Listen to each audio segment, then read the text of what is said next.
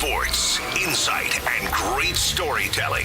Starring Bobby Carpenter and Jeff Tito Thitoff. It's time to attack and dominate. Attack and dominate on a Monday. Bodie, we live? We are live, baby. There's no dead air, right? 6 o'clock. Okay, making sure. You never know with this place. I'm Tito, Jeff Thitoff. Bobby Carpenter, my left. Bodie, other side of the glass. Bobby, how are you today, my friend? Wide eye and rolling. Feeling good. It's a good day to have a great day. Yeah, why not? You like it's nice that? outside. You can use that if you want to. I don't know if you're the first person that I've heard Say that it's a from. good day to have a great day? Yeah, you said I can use that as if you're giving me. Somebody else said it. I'm pretty sure I've heard that multiple times in my life. Oh, I've never heard it before, Bob. I thought I created it. Ooh, that's a rough thought for you then. Okay, that's fine. 2 full hours here on YouTube, Twitter, Facebook, the Fan app, HD3. Download the show anytime and catch us from 10 a.m. to noon on 10 TV Plus. Morning Juice, sponsored by Riverside Bank in Dublin. Lots to get into today. Oh, lots to get into today, Bob. We will have Bill Bender on coming up in the next segment. I say 6:20 because that's what the show sheet says, but it will probably be 6:27 because you will do this date in history. I will not sing, but I will comment, and so it'll probably extend it a little bit. Bodie, how are you today, my friend? Oh, I'm great, guys. Fell asleep at like 9:15 last night. It's a good night for you. It's nice that there wasn't games on till 11:30. I honestly, even being off Friday, still didn't really see any of the post-prime time tips, but I saw Duke. Oh, my goodness. How did they blow that? That was unbelievable. Absolutely unbelievable. That is one of, I didn't really care who won. I kind of wanted UConn to win because I don't like Duke, but it wasn't going to I wanted to just see a good game at that point. Too, yeah, because honestly, the first 3 Elite Eight games weren't much to be right home about.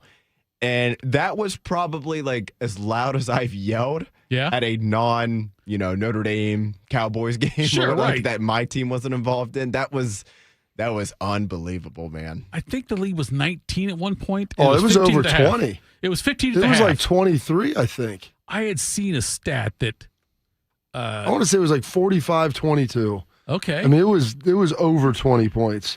My wife turned it off. She said, I'm not watching that. And I was upstairs working out. I'm like, you know what? We'll see. I was like, just get it a little closer. All right, it's 15.5. Can you make it like a single-digit game where there's like some degree of effort and energy being played? And then the problem came when it gets closer like that for Duke, when you've psychologically already banked that win. And now all of a sudden you've got to recalibrate your mindset with what's going on, that you're back in a game. Like, and what you do is a high consequence right now. And I don't know that they could really get there. I mean, they made some big shots and things down the stretch, but it's really hard to do that. Sometimes being up like that is the worst thing that can happen. All they had to do, though, at the end was just hold it. Well, that's the one thing I don't think they realized. Like, there's 10 seconds left. I understand a couple passes, and I don't, I never played basketball growing up or anything, so I don't know if there's maybe a unwritten rule there, but I think at some point, after about 2 passes, somebody's just got to hold the ball and go make 2 free throws. You're up 2. All you had to do was make 2 more. Right. Make those 2 free throws. Hell, even if you go split them and go 1 or 2, you're at least. You're not going to lose at that point. Yeah. Yes. And it's just once you made that, what was kind of a third pass there from the, I'll call him the lesser boozer brother with all due respect. He's the other one. He's the originally. He's not the big one. Yes, he's the other guy. Gosh. And then it ends up in the true freshman's hands. And he drilled it. That wasn't overshot it, banked it in. No, man, that was, as Mr. Ron Stokes likes to say, nothing but the chords. That was I saw the stat too, Bob. True freshman, dude. He's Mr. Basketball in Indiana. That in 49 other states, it's just basketball, Bob. Going into that game, 134 times a number 1 seed has had a 15-point lead at the half, 15 or more. Yeah. Undefeated. And they've won every single one until last night. And most of those leads were probably against like 16 seeds. Sure they were, yes, absolutely were, yeah. But still, nonetheless, it's like you're 1 seed with a 15-point lead.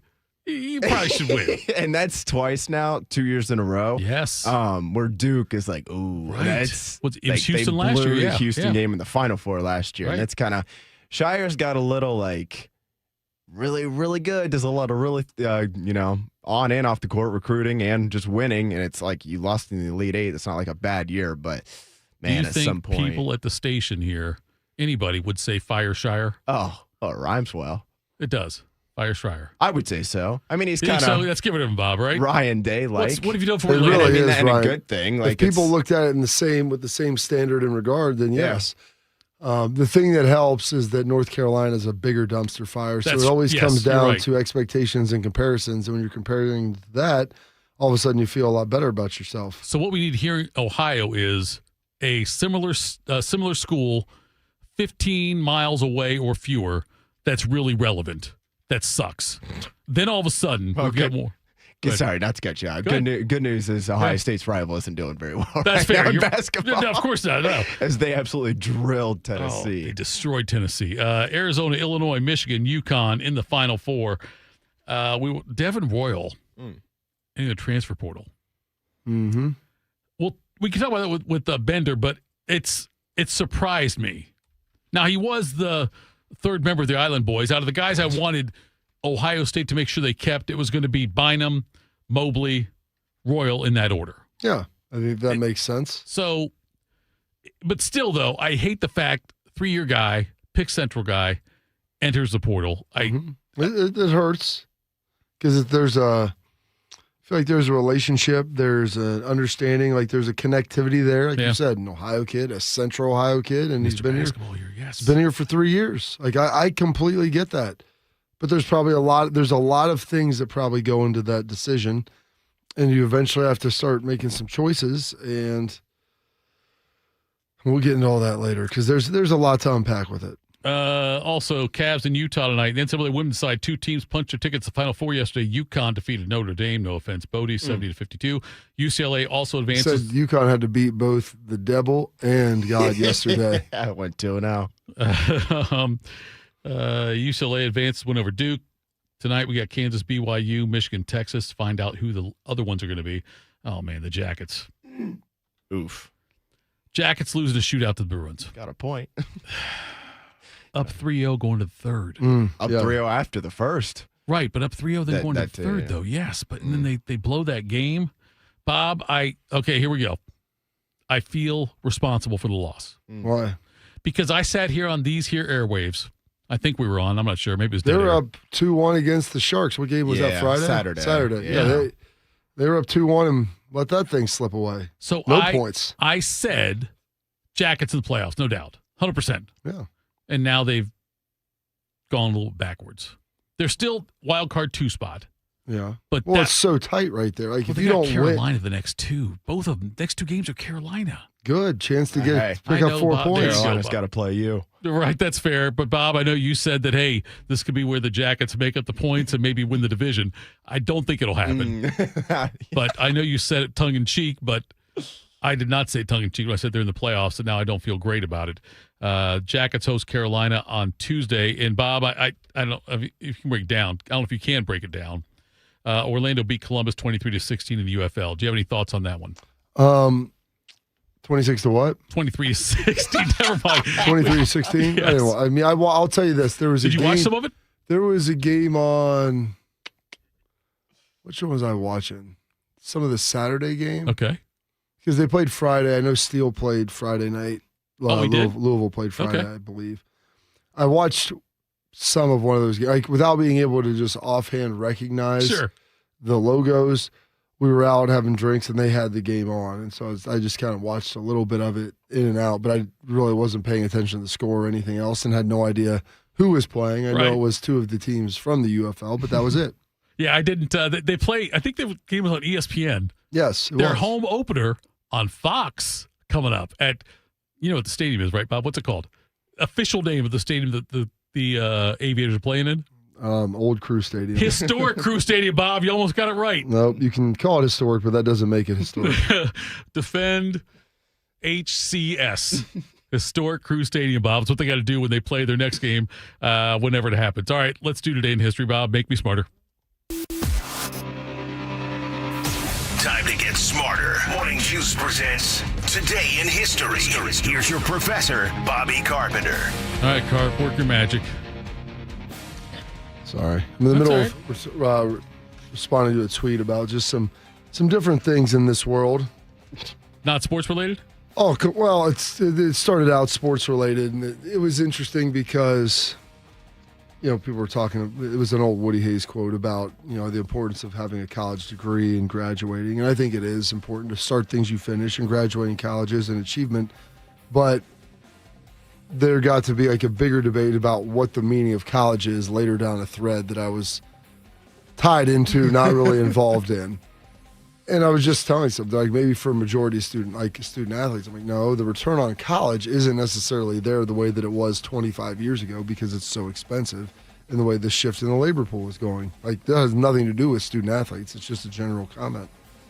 Just making sure I got that in there.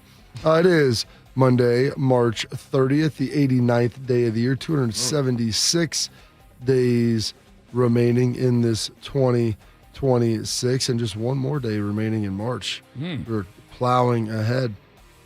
This date, 1822, the Florida Territory is created, opening the way for statehood for Florida in the future. 1842, Dr. Crawford Long uses ether anesthesia, rather, for the first time. This date, 18, and I believe he used it on himself, if I'm not mistaken. That may have been the first time in surgery. Well, because nobody would sign up to do it. Yeah, that makes sense. Not a waiver? I'm going to give you this stuff. It's going to make you go to sleep. Might not wake up. We think you might. You might. We don't know. We're not sure. Unknown. So I think he had to administer to himself. That may have been the first time in actual surgery, though. This date, 1889, John T. Reed opens the first U.S. golf course in Yonkers, New York.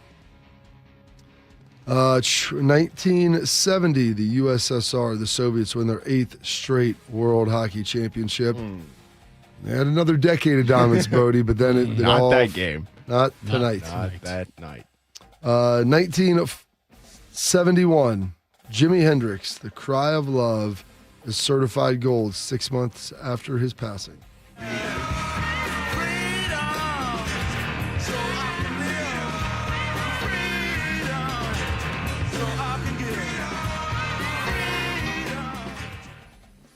Here we go. Little Jimi Hendrix for you in the morning. This day, 1981, President Reagan is shot in the chest by John Hinckley. Videotape of an incident that took place less than 15 minutes ago at the Washington Hilton Hotel when shots were fired at President Reagan. Here you see the president coming out now. You just have to watch. I don't know whether we can hear this or not.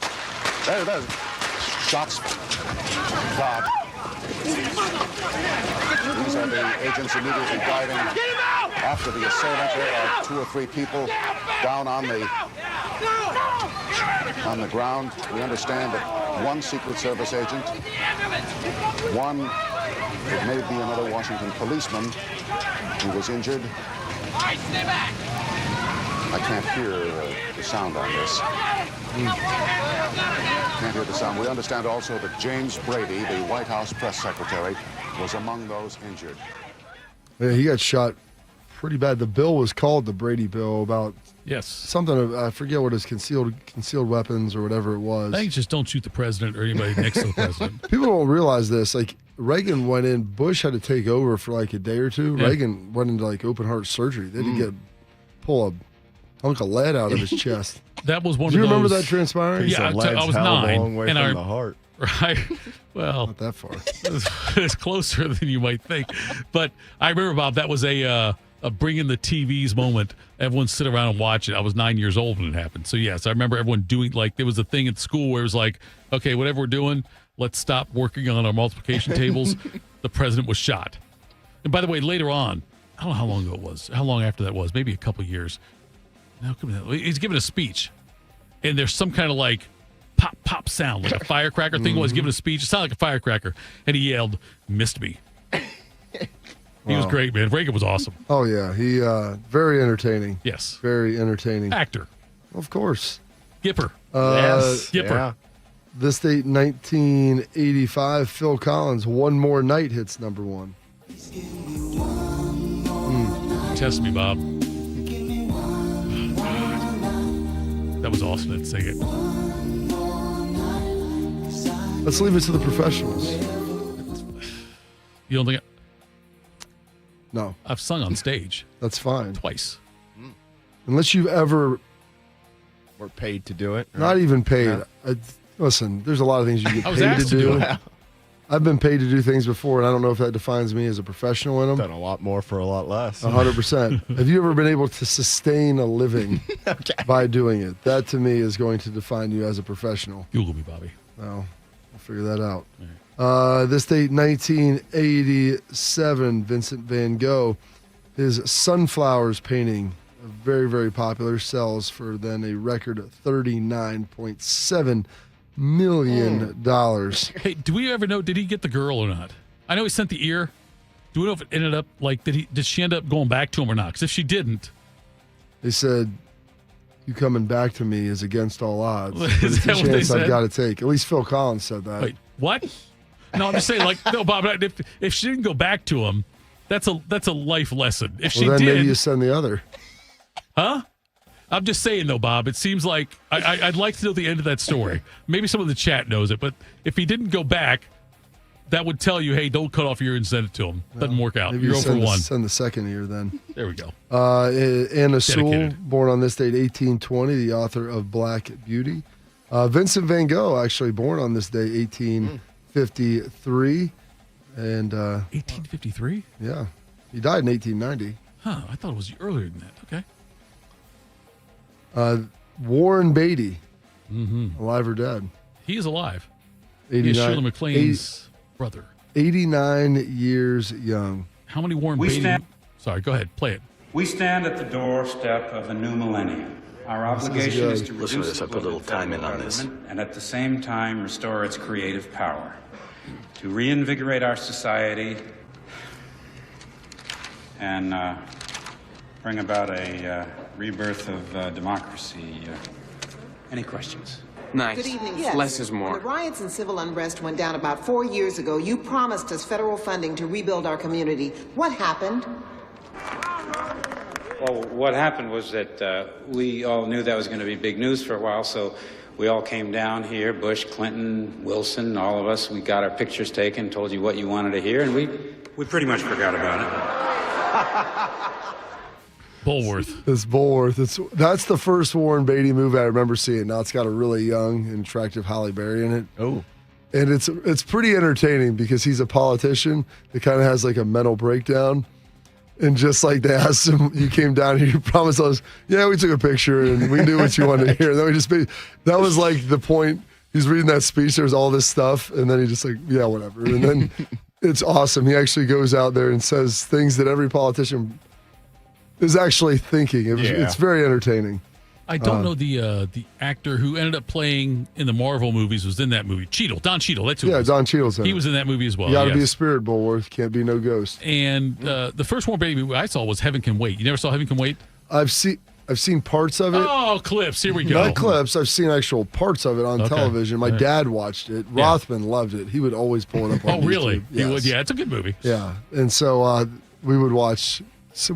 I've seen enough of it and we'll realize that Phil Collins, Heaven Can Wait, Against All Odds. That's a different. No, it's not in that movie. Against All Odds. There's actually a movie called Against All Odds. Yes, never mind. I've seen both of those, but Okay. I'm blending them together in my mind right now. Because Heaven Can Wait, that's when he's the quarterback He's a quarterback. for the Rams. Well, they kill him prematurely. Yes. Yes, and then like the angels come down, like, okay, we'll put you in someone else's body. Yes. And then he ends up being a quarterback for the. He takes over the body of a rich guy. It's kind of like the Chris Rock did a similar movie. Trading Spaces. I don't think it was. He did a similar movie, Bobby, where he died prematurely and then came back. Meet Joe Black. No, it's not me, Joe Black. Bob. I'll look it up. Keep going. I'm sorry. Turning 86 today, 7-time All-Star NBA champion, national champ, gold medalist, 2-time most outstanding player of the Final Four, Mr. Jerry Lucas. At forward from Ohio State, at 6'8", Jerry Lucas, a powerhouse of a player in the professional ranks. Here comes the rebounder, one of the greats. Lucas with another rebound. Lucas from the outside rebounding position went over his man. Jerry Lucas, the game's most valuable player. Jerry Lucas has a shot. Give him that much time and look out. Down to Earth, 2001. Chris Rock, stand-up comedian, gets killed prematurely, much like Warren Beatty, comes back as a aging white man. With Regina King, I remember that one too. That sounds good. She was a love interest. Perfect. Yeah. Gosh, big birthdays today. Another guy that spent some time in Ohio, was a Columbus resident for a minute. One of the great guitar players of all time, Mr. Eric Clapton, turning 81.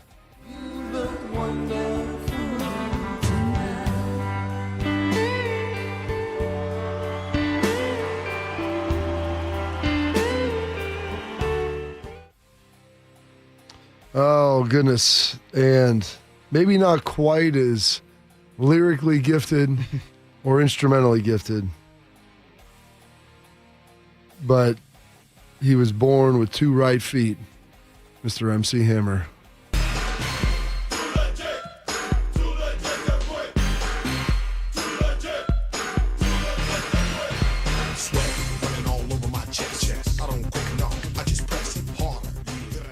There we go. Hammer, man. I'm telling you, he first came before that. Like, I was a Hammer guy before all of that. Oh, really? Oh, yes, yes. Thank you for blessing me. Let's get the mind to rhyme and 2 right feet. Let's get it started. Huge song by Hammer before all of that stuff happened. Like, he was deep cuts only with yes. I'm telling you right now, Bob. I got in on Hammer early. That's good. Hammer time. Hammer time.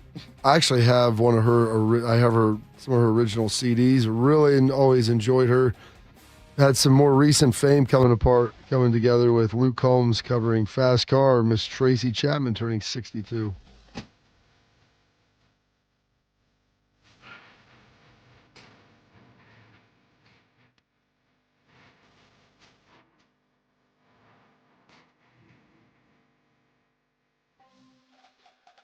You know where she's from?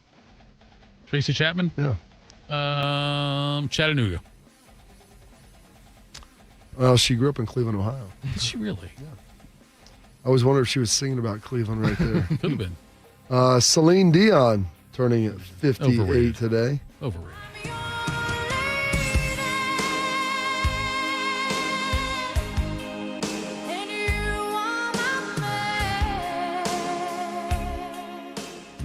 There you go. Eat a sandwich. That's fine. Maybe you could give her your sandwich. No, that's fine. That I'll give might her be a half my good sandwich. trade. I'll split with her if she wants to, but I'm saying eat something with some substance to it. All right. How about celery? That's fine. Eat celery. Dip it in blue cheese, but eat it. Oh, that's fine. Gross. Blue cheese is the worst. No, it's that not. might be your worst take you've had. Oh, that said something. Good for you.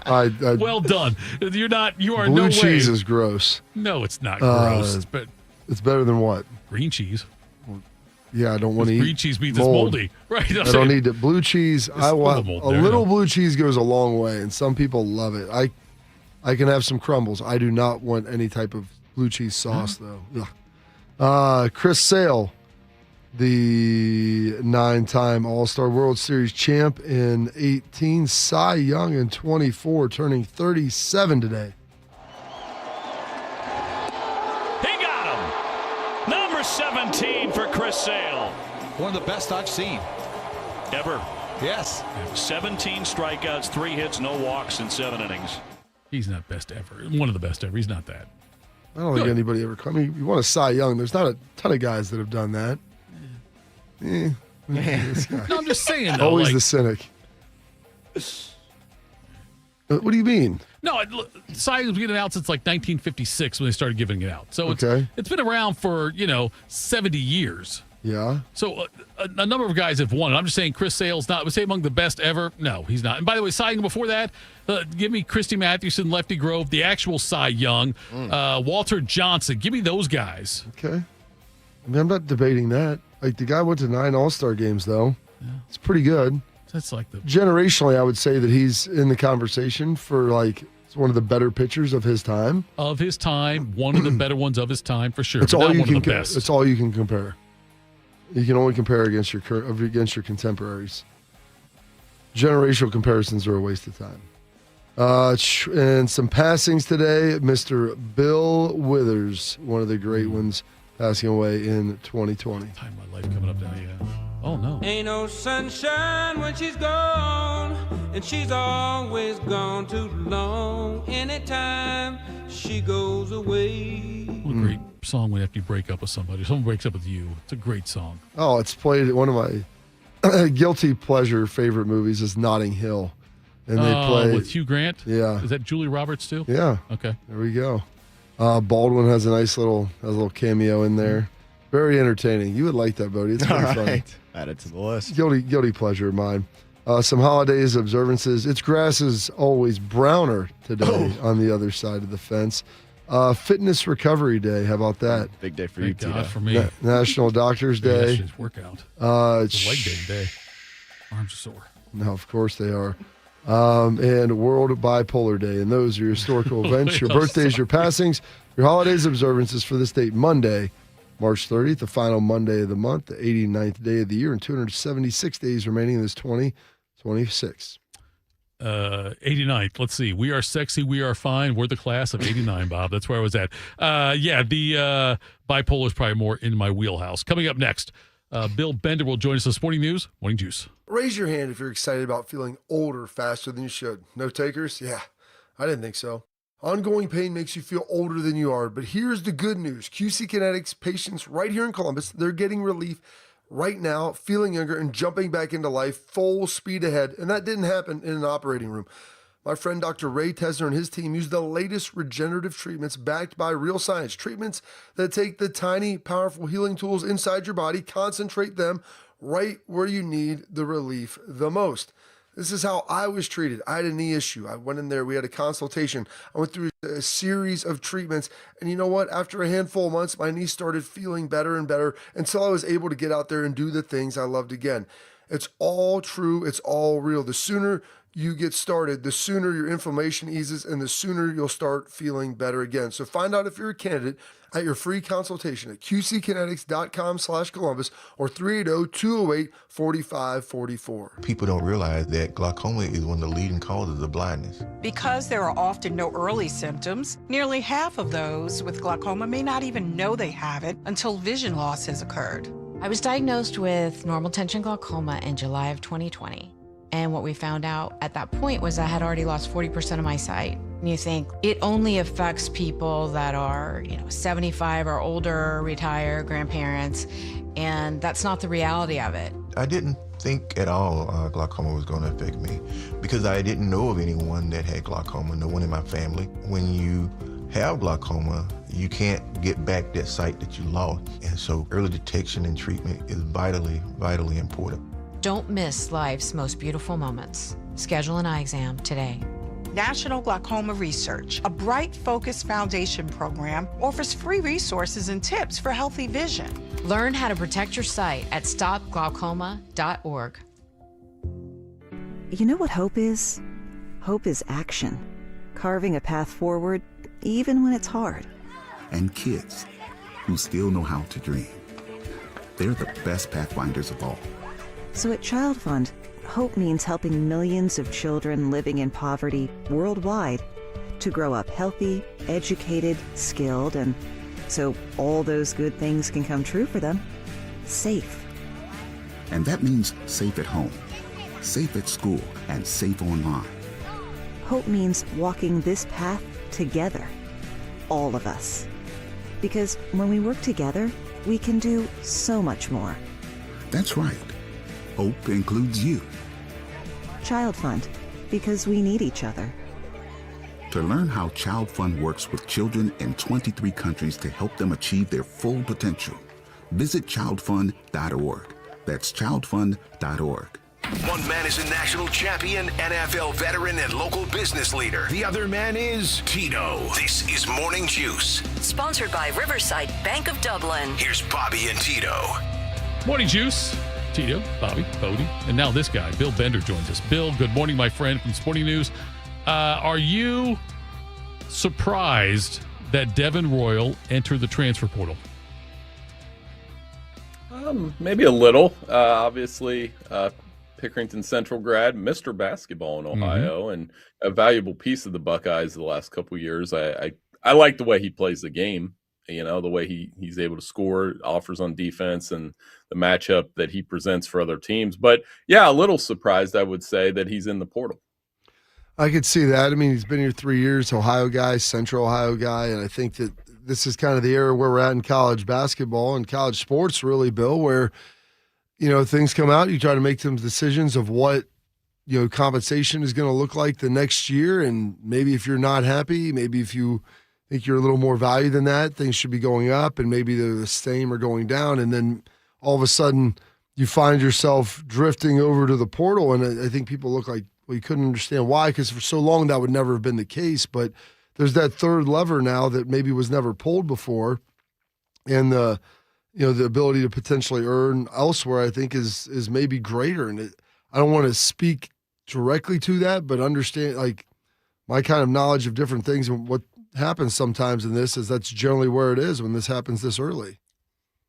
Yeah, and I think the era of like bad feelings toward a school, like say if somebody transfers, it's just less now. Yeah. They go somewhere else. They say thank you for your time here, and we understand. But it's the so-called business decision, if you will. I heard the stat a couple times this week. Like Michigan, for example, they have one starter that was not in the portal.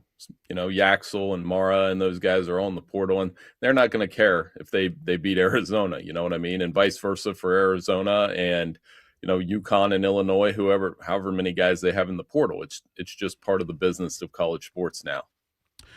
Bill Bender joins us with Sporting News. The games this weekend, I know yesterday, the UConn-Duke game, and there's so many people out there putting the comparisons to, the shot last night or yesterday afternoon, late afternoon yesterday,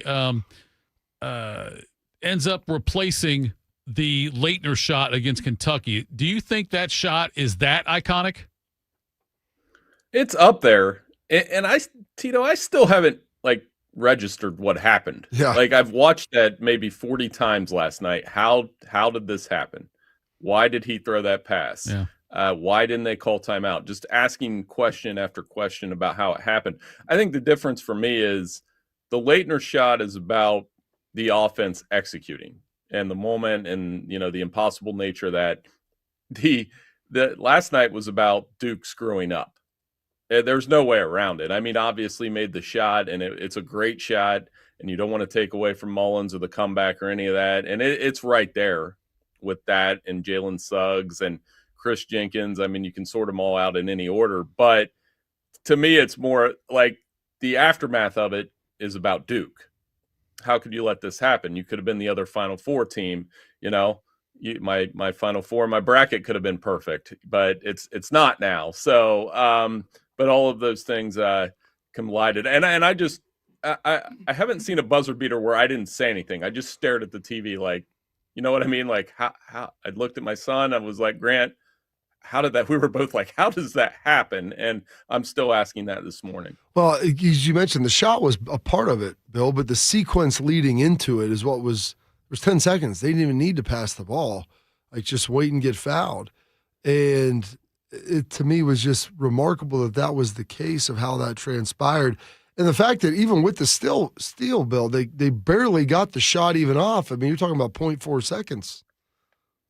Yeah, and I would see, I keep seeing the justification as there was two guys open, they could have dunked and won the game or dribbled it out, whatever. But, I mean, that was worst case scenario.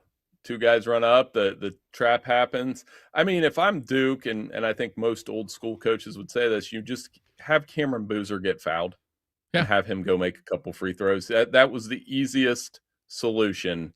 That way you can't lose.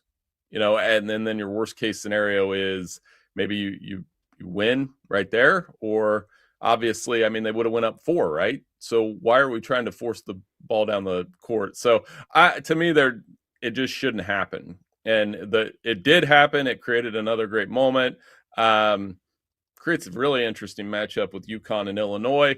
Dan Hurley, whether you love him or hate him, he's good for the sport. Guys like him are good for the sport, especially guys that can win a third national title in 4 years. Bill, when looking at this Final Four now and the matchups and setups, like the games heading in, like the Duke-UConn game ended up being good. It wasn't good till probably about 10 minutes to go in the game. Just Duke obviously having a huge lead, and it didn't look like they were going to be able to, going to relinquish that at all. The other 3 games, though, not really highly entertaining. Concerning to you at all? You think that was just a coincidence? A little bit. I mean, concerning from the standpoint of just where we're at with the tournament. The gaps and what's going on.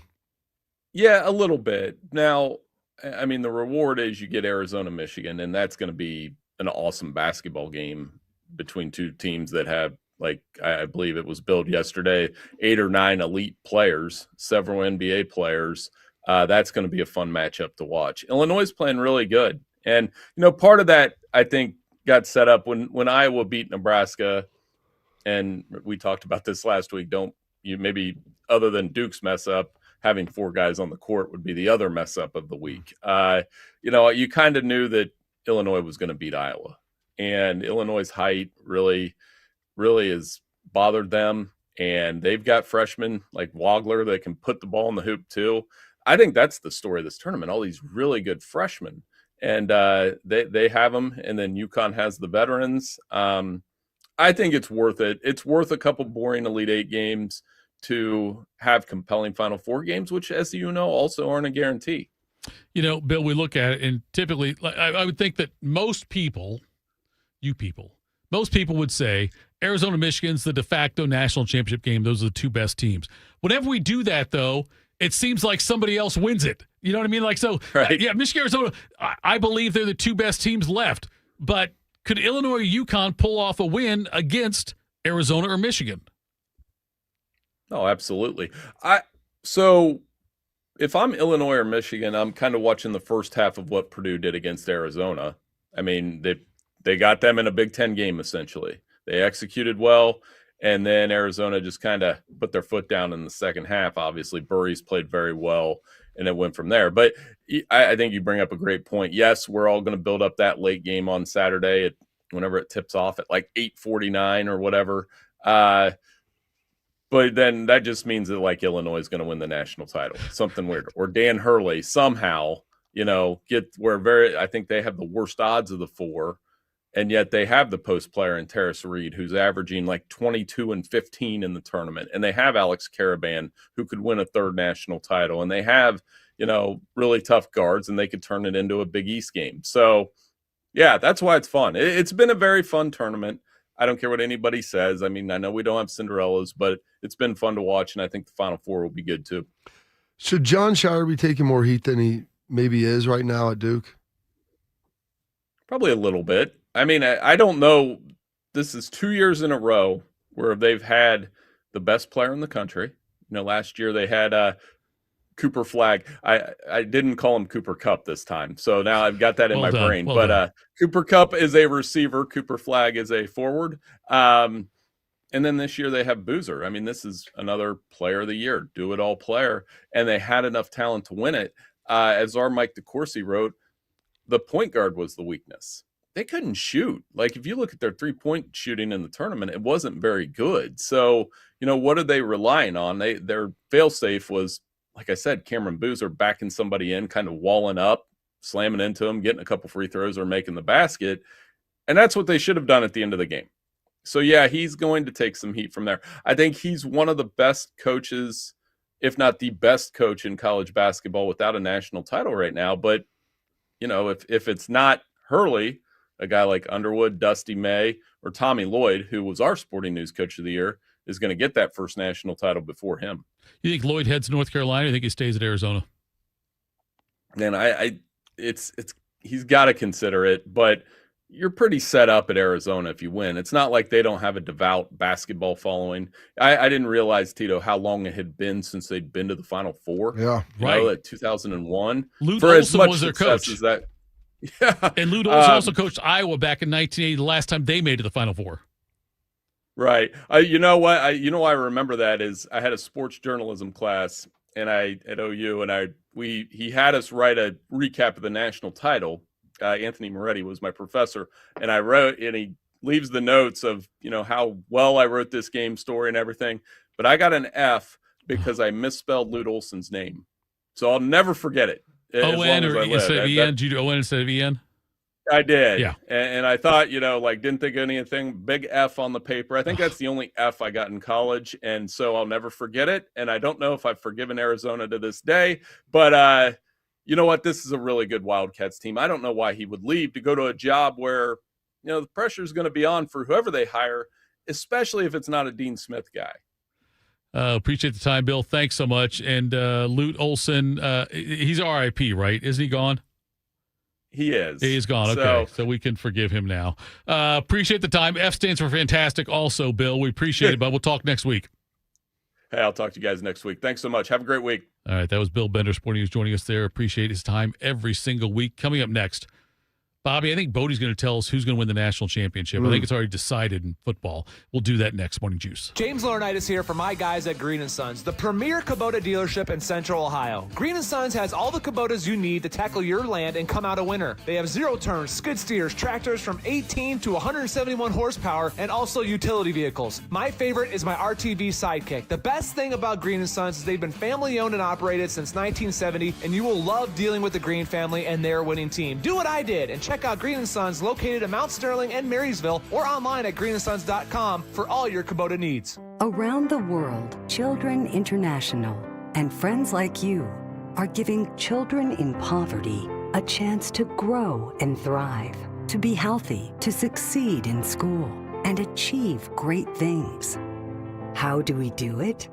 In the best way possible, by helping ensure access to healthcare, nutrition, and educational opportunities. And most importantly, by empowering youths and their families to get out of poverty and into employment through life skills, computer, and job training.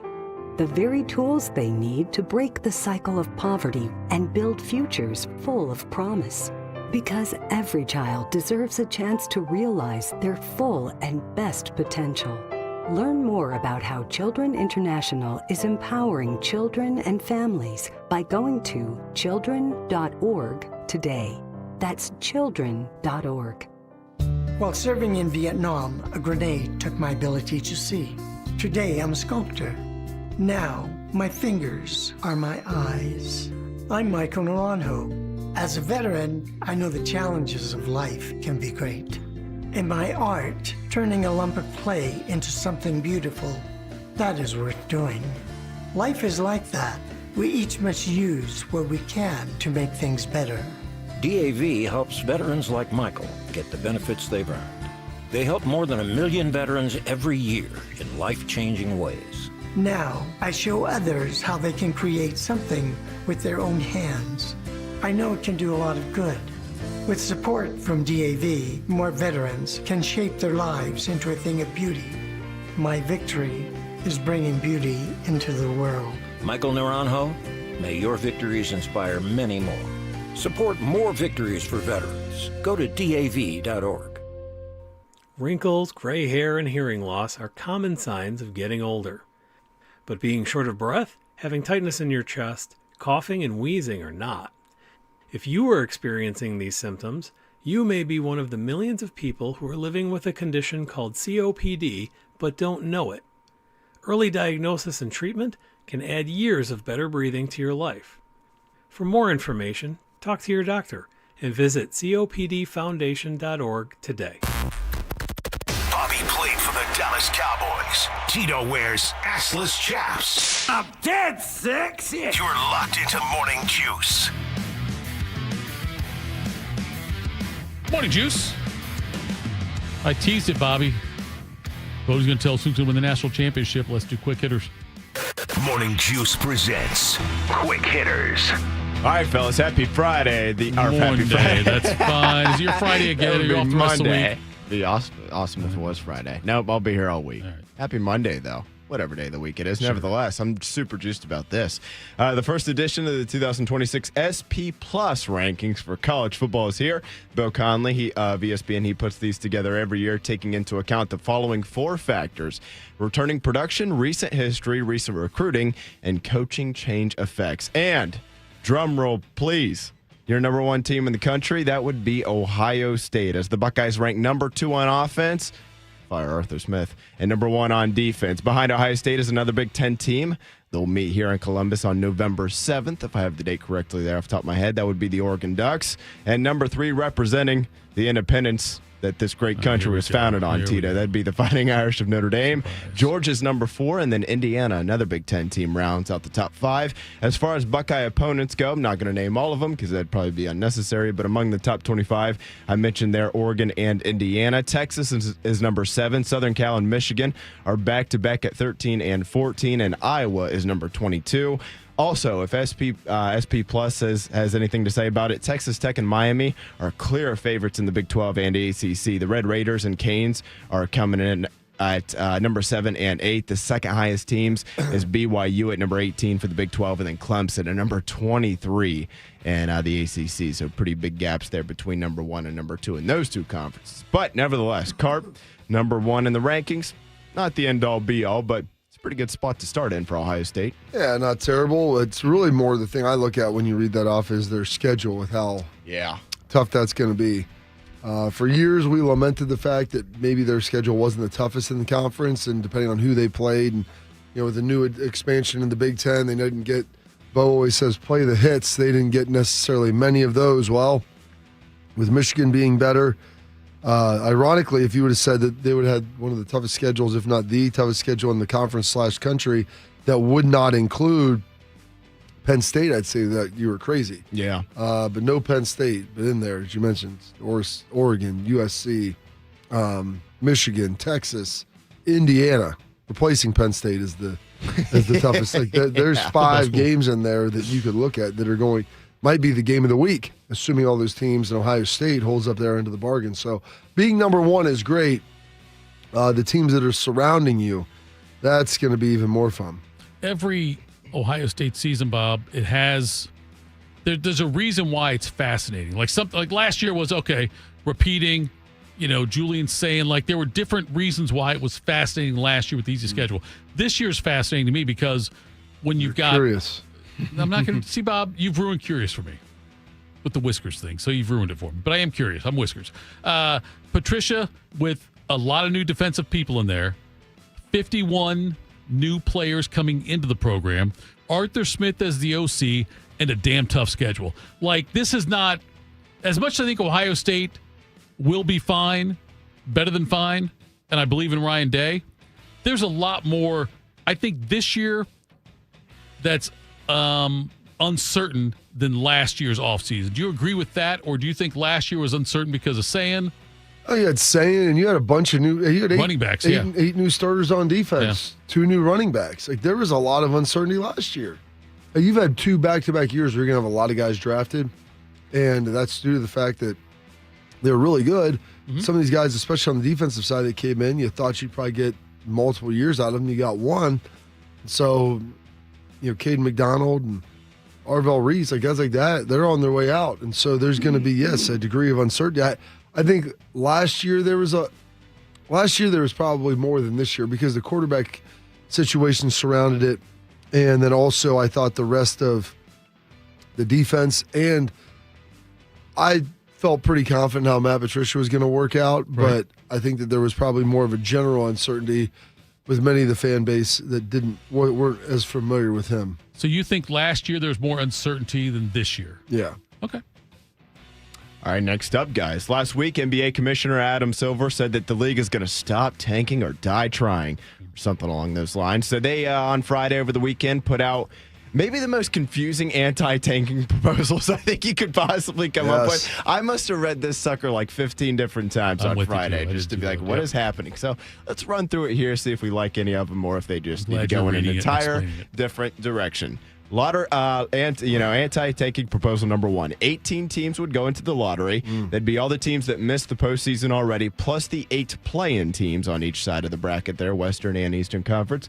The bottom 10 teams would all have an equal 8% chance of moving up the lottery, and then the remaining 20% of the odds would be split among the 8 play-in teams in descending order from 11th to 18th. All 18 spots would be drawn as part of the lottery in that format. Currently, it's just the top 4 teams right now. Proposal number 2, 22 teams would be in the lottery. Let's just go to 30. 22 teams. Everybody that didn't make the second round of the postseason would go in. They would rank it off of a 2-year record for each team. And along with that, this is the part that just kind of breaks my brain. Each team would need would need to reach a minimum win total floor in each season to mitigate the need to lose every game possible.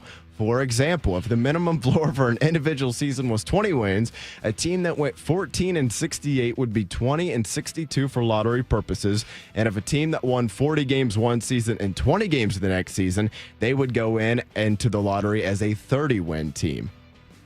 The top 4 spots would be drawn as part of that lottery. And last but certainly not least is the 5x5 method. We even got a name for it. That sounds fun. 18 teams in the lottery, just like the first option there. The teams with the 5 worst records would all have the same odds, and there would be a lottery drawing for each of the top 5 picks in the draft. After those 5 picks are selected, there would be another lottery drawing for the remaining 13 like teams. That. Lotteries on lotteries. Lottery for lottery, yes.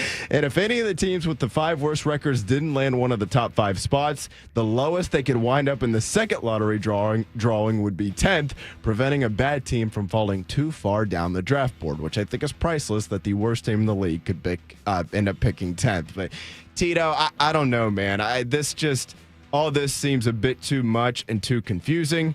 And what? I don't even understand any of the things you just said. Exactly. That's you guys know, I really like the league. I follow it. And as I read through this, I'm just like, the first one's pretty straightforward. Okay, worst 10 teams, equal odds, and then 11th through 18th, the odds slowly get worse from there. The other 2, though, I'm just like, I don't know, man. This seems way too confusing. I think, I don't know. Tito, thoughts? Listen. There's such a thing as privilege in this country. And the fact that you gave Bobby the first one and gave me the second one here, that tells you Buckeye football player privilege right there is why Bobby didn't have to answer this one first. All right. Did you do a graphic for people on YouTube? No? Graphic? Yeah. Okay. I thought you would. Maybe not. Okay. We'll get our digital team on. Ran out of time. That's fine. No big deal. It is incredibly confusing, Bodie. And I still go by, look, you know what? Just make the best team that didn't make the play-in, give them the number 1 pick, and go backwards from there. The best team. That, or honest to God, when you're going to go through this many hoops to try to fix anti-tanking, and I know what I'm about to say is not going to fix tanking, but sometimes I wonder if maybe just the worst team should just have the number 1 pick. Because then you end up and I know it's not going to quote-unquote fix tanking, but at the same time, if you're going to jump through this many hoops to try to fix it, what ends up happening is then you'll have a team like Utah who tanks for 4 years in a row, but they always have bad lottery luck. How are they supposed to get better? Or the Mavericks getting Cooper Flag. That's kind of like the opposite end of it. Like, they were kind of decent last year, and then they traded Luka and everything. The process. Like, it's just, I don't know, man. I don't know what the exact fix is, but Carp, it's got to be more straightforward than this, right? I say we get the owners. You take all the teams that didn't make the playoffs, and you have a bracket of UFC-style fighting for the owners. Fight Club? The owners themselves. Yes, the actual owners. Oh, that could change some of the... Yeah, I'm trying to think of who Ballmer's got a lot of juice. Well, he's a little bit older, though. That's okay, though. Also, they might make... if you die, that counts as a loss. Who's the dude from Phoenix? The Matt Ishbia? Matt Ishbia? They're going to make the playoffs, though, too. He's a That's younger the guy. thing. Yeah. We got to find somebody who owns I know the Dan Mavs Gilbert always put nowadays. his son out there in R.I.P. He passed away. I think he did. He passed away a few years ago. I know that he had some disabilities, but listen, Dan, forget you trotting your son out here as a sympathetic figure. You're going to get out here and get in the ring. You and Ishbia going at each other.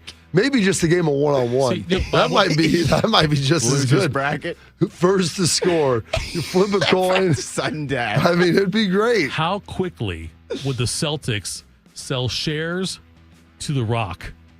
Or something like that. You get Dwayne The Rock Johnson out there as a partial owner. No, I'm majority owner, controlling interest. That way, whoever's in charge. Bill Chisholm, he's pretty young, so I think he'd have a fighting shot at this sucker.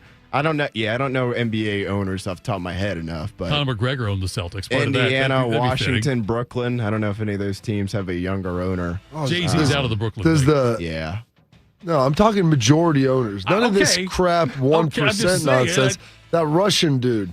Is he still on? No, he's gone. No, I'm talking about yes. He did sold him? Yes. Yeah. Sold him to Putin? Sold him to somebody. I don't know, Bob. Yes. He's the one who made the big trade with the Celtics and gave the Celtics a championship. Oh, yeah. The second championship. Yes. Yes. Yeah, that was awesome. That was great. Yeah, I mean, liked look, it. And now, I tell you what, I'm going to hit Sim on this tankathon one time. Please do. And the number 1 pick goes to the Indiana Pacers. Number 2, Memphis. Okay. Poor Brooklyn fell all the way to 6 from 3. Give the Pacers to Bansa with that team, and you got it's like if Halliburton coming back. Yeah, that would. That's a damn good team right there. What about Reinsdorf? You think he would? Reinsdorf? How would he fare in this sort of deal? Yeah. Oh, how about what's the Knicks owner? He's the best. Oh, Dolan. Yeah, get Dolan out there. People would love to see him get his butt kicked. That would be awesome. But Bodie, you can't. It's the NBA and other leagues too. NFL did this also. Used to have territorial drafts where if you were like, for instance, Boston. Listen, you had the rights to get guys on the East Coast earlier than like somebody out west or something like that. You know what I mean? There was territorial drafts because they wanted to build popularity. Yeah, we don't need that anymore. No, I'm saying though, but like that used to be the case. And then they did for a while the coin flip. They took the worst team from the East, worst team from the West, whatever the record was, doesn't matter, and flipped a coin to who got number 1. That's how the Rockets got Ralph Sampson originally. And then Olajuwon, I think, also was via the coin flip. I think that's how it worked out there too as well. Then they did it the old-fashioned way. The frozen envelope. The frozen envelope. Yeah. They pretend like it wasn't rigged, but it actually was. Yeah, might have been. They get Ewing to the Knicks. Every team that missed the playoffs had an envelope. 1. That's it. And then live on television, David Stern faked like it was like we weren't sure what was going to happen. Are we sure that all of them didn't say Knicks in there? That's good. Can't That's roll fair. it out. I think that would take that would take some serious like Penn and Teller magic. Maybe no one ever thought about this. Maybe the fact that Daniel's R.I.P. David Stern, by the way. Yeah. That maybe he spent a weekend with Lou Holtz and he was doing the sleight of hand. He had some things up his wrist. It was actually magic. Pulled that newspaper out. Pulled that news. Son of a gun. Listen, look at me. And then David Stern's like, oh, it's the Knicks. Again. Hey, oh, my gosh. It's not lost on me. You almost said Daniel Stern, which would be great I like commissioner for the Daniel NBA. Stern. I know Daniel Stern would be great for the NBA in that You guys scenario. all like David Stern. Here's Daniel Stern. Daniel Stern. No relation.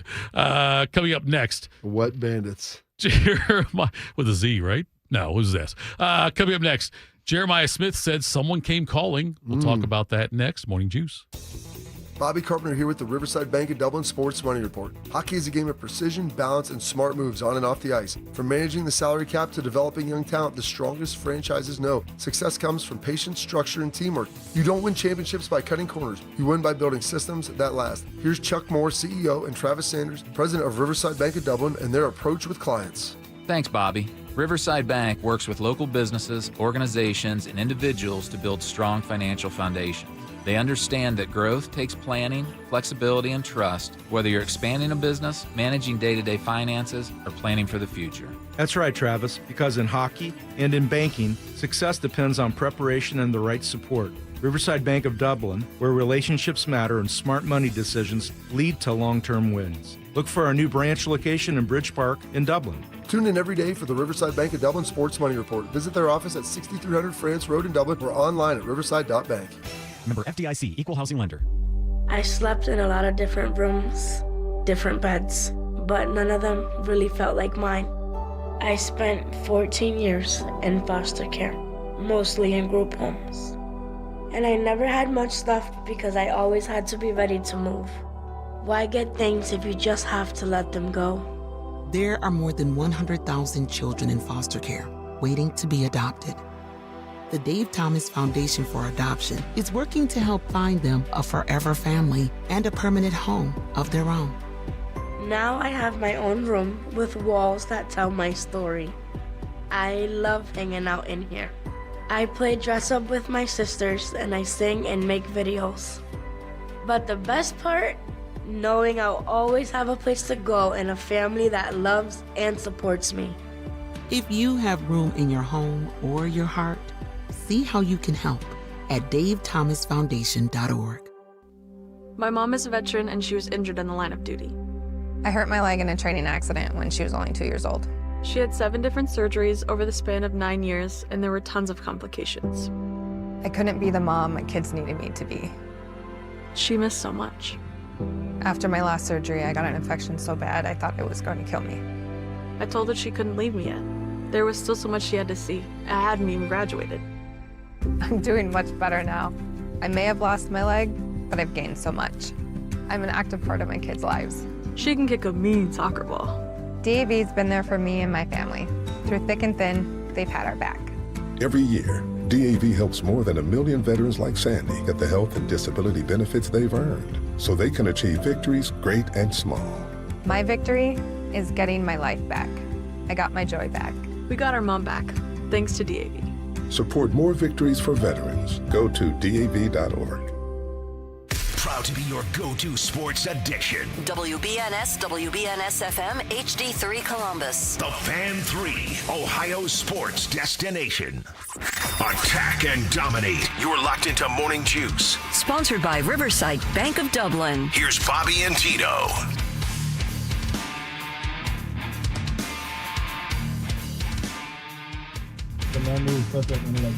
I totally butchered that, Tito. Let me just go ahead and play it again here. Okay, go ahead.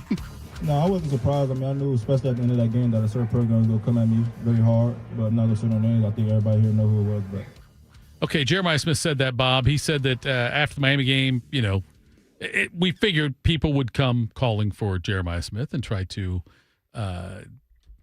acquire his services. DM slides. Yes. Now, but he said, like, I think you know who it would be. And so the insinuation is it's Miami Hurricanes. Yeah, boy! So we still got that SNL with Michael Irvin and the dad. I could try to find See it. I me think running. it might be God. Mike, game's not for 3 more days. That's because I'm running down I-95. it was Miami, right? I mean, you looking for me to co-sign on that? I would imagine. I would have to think that it was. Jeremiah Smith, though, ended up staying with Ohio State, obviously, inevitably breaking news on that one. And now, by the way, Bob, this right here, the pick 6 in the Miami game.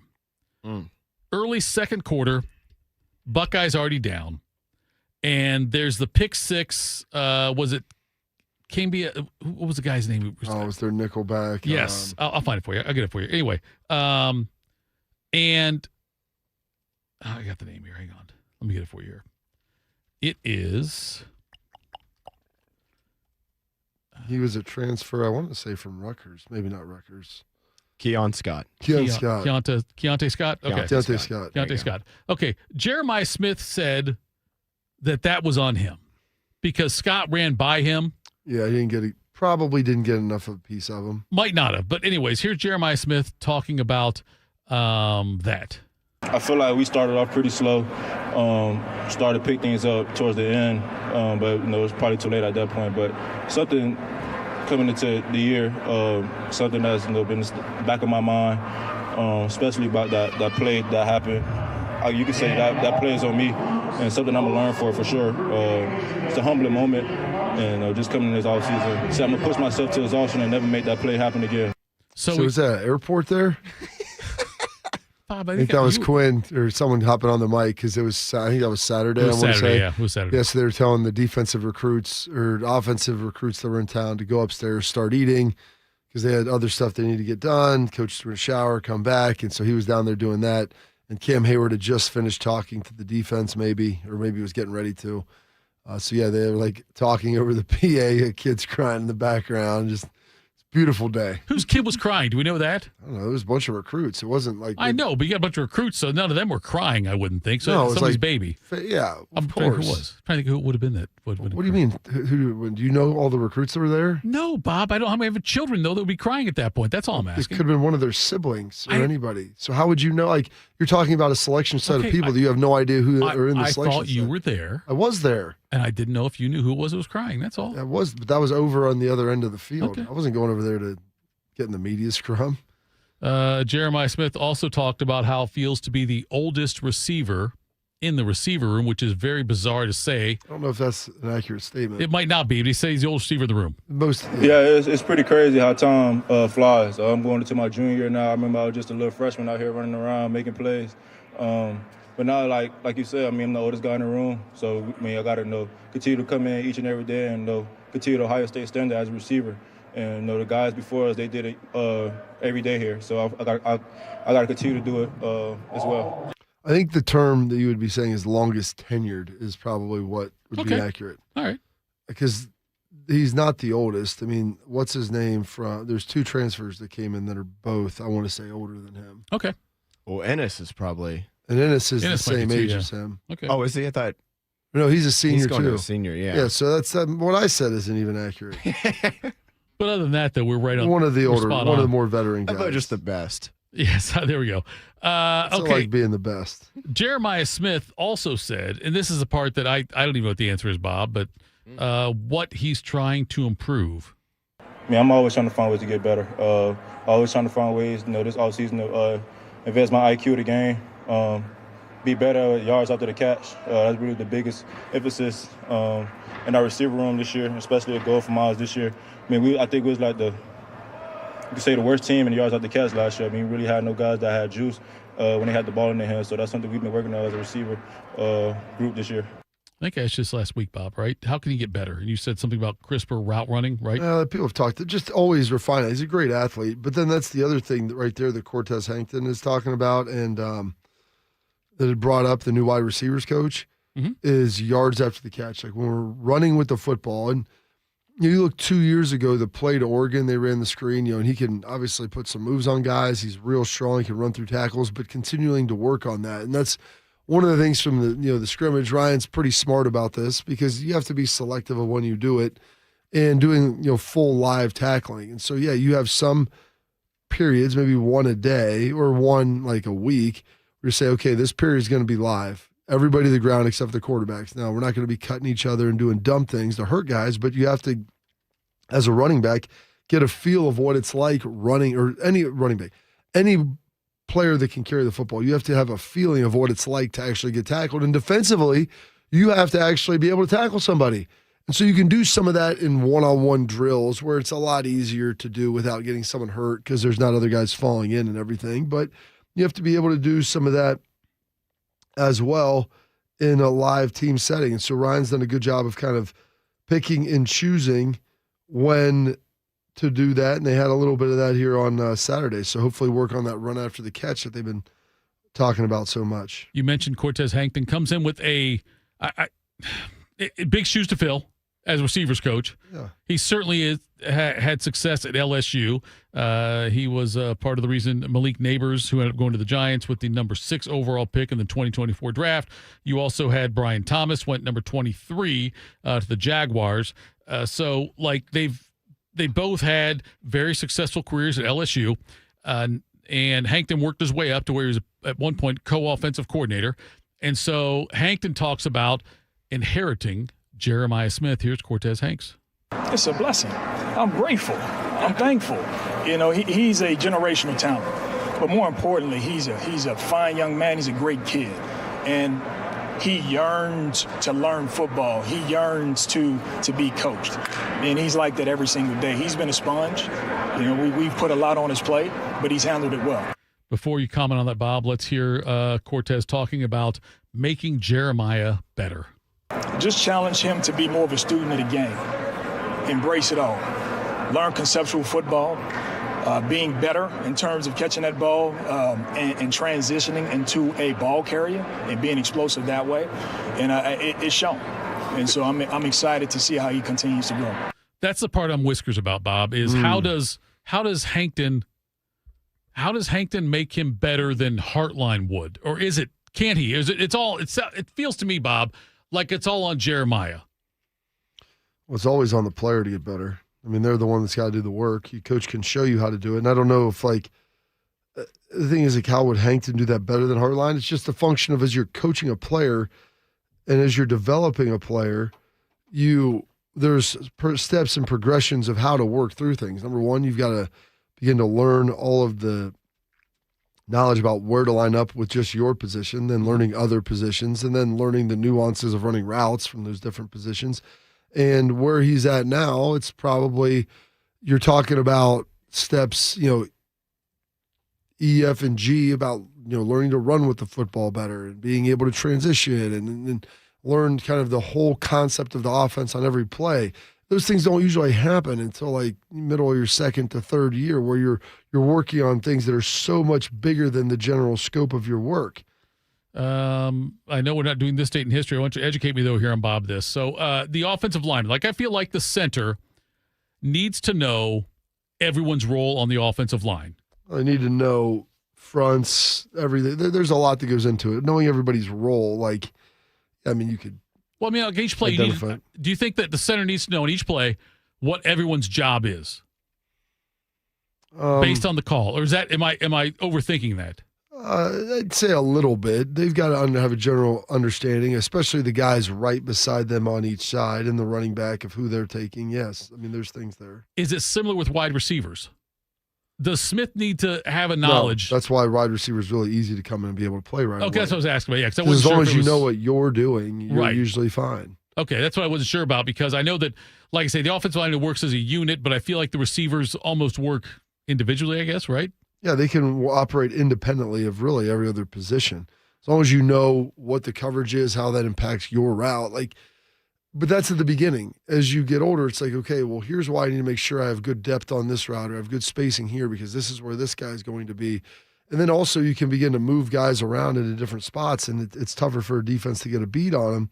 But it just takes time to be able to learn that. It's a tough situation. What's it like as a linebacker?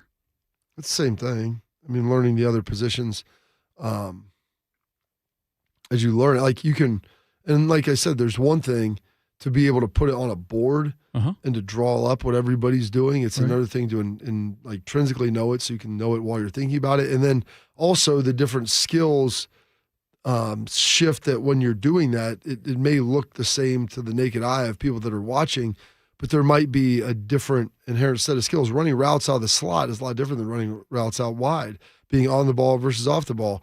Playing a linebacker, on the strong side of the front versus the weak side, of on the ball versus off the ball. Like there's nuances to playing that with skills that have to be developed that are not always easy and do take time. Here is Hankton talking about why he came to Ohio State. Man, this is the place to come to.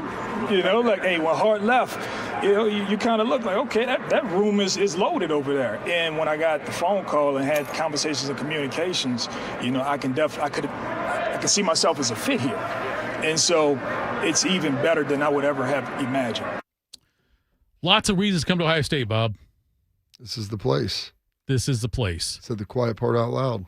Is it, if you are a position coach, coordinator, is it the ideal? Is it the best place to go? Well, I think part of it is playing for Ryan Day or coaching for Ryan Day is pretty nice. I mean, he does a good job. You see how much success he's had. You realize you're going to have the resources, get the opportunities to, do some great things, and all that stuff matters a lot. So it's, I'm biased with it, but yeah, I would say that you're not going to find a better place to be able to coach college football. Jackets lost yesterday 4-3, changing gears slightly in a shootout to the Bruins.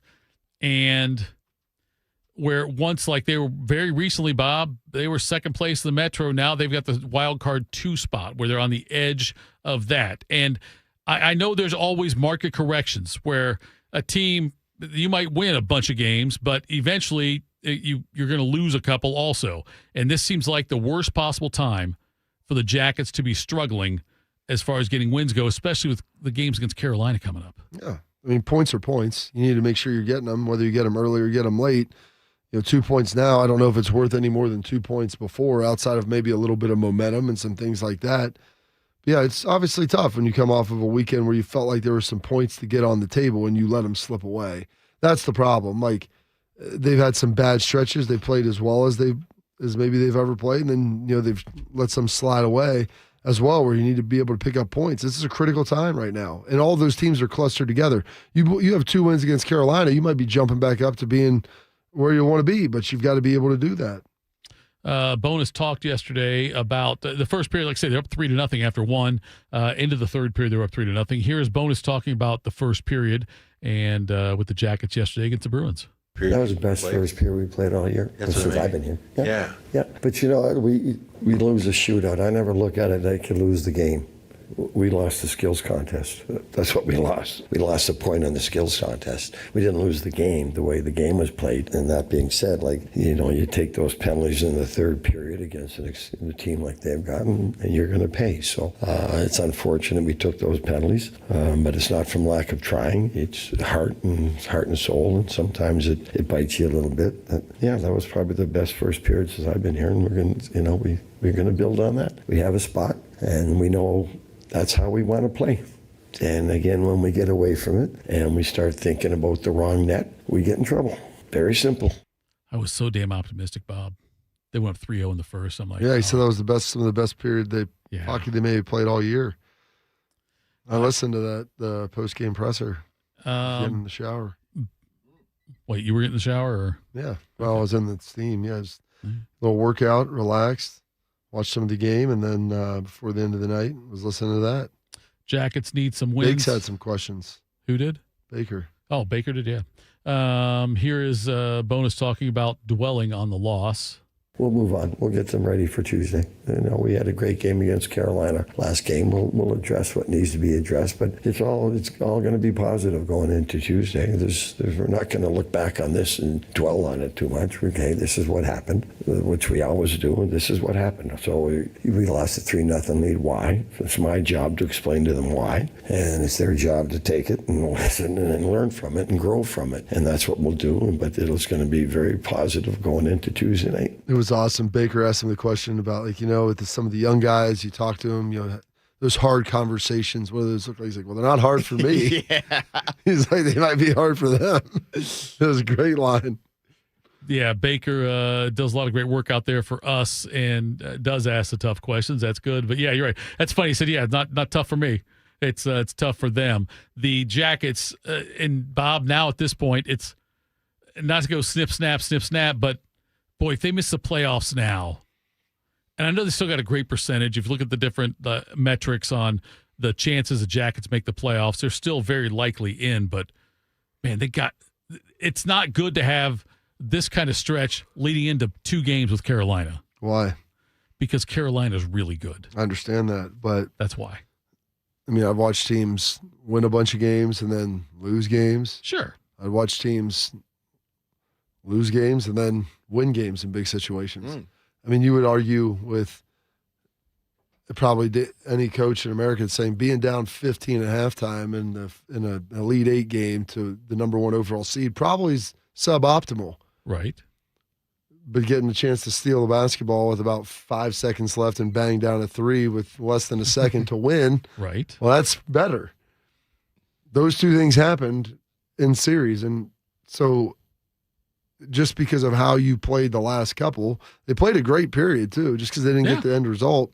So they lost the skills competition. It's his job to coach it up as to why that happened and then make sure it doesn't happen again. But it's, Bobby, it's still not ideal to go into Carolina, though, or to play Carolina after having the stretch they're on. If they would have won 3 games in a row and got beat by Carolina back-to-back games 3-0, 3-0, what would you say then? I would feel better about it because they had the points banked. They had the other points banked. That's why I would feel better about it. If they had 3 in a row before playing Carolina, yes, they've got 6 points there. Well, I think I'm talking about after the game. I feel fine if they lost 2 to Carolina after getting 6 points banked in this one. Well, if they beat Carolina twice, they're going to have 5 points. I so understand, what's but the point? The odds are. What the odds have? Odds are what? Please tell me how the losses, Carolina, the past losses are going to impact I'm saying, that. Bob, Carolina will be favored in both games. Okay. So the odds are against the Jackets winning both games. All right. Winning either of the games. Do you want to do this, the ESPN win probability you get for UConn there? Sure, Bob. I'm not saying that it can't happen. I'm just saying the odds are against. Okay. That's just facts. Then why Bob. do we play the game? Because of things like UConn, I get it. But I'm just saying, Bob, as we sit here today, though. I'm just sitting here telling you, Carolina, I mean, we're not talking about Edmonton in 86. I mean, my goodness, they're a good team, yes. Yes. I'm sick and tired of hearing about how great of a team Carolina 100%. is. Screw them.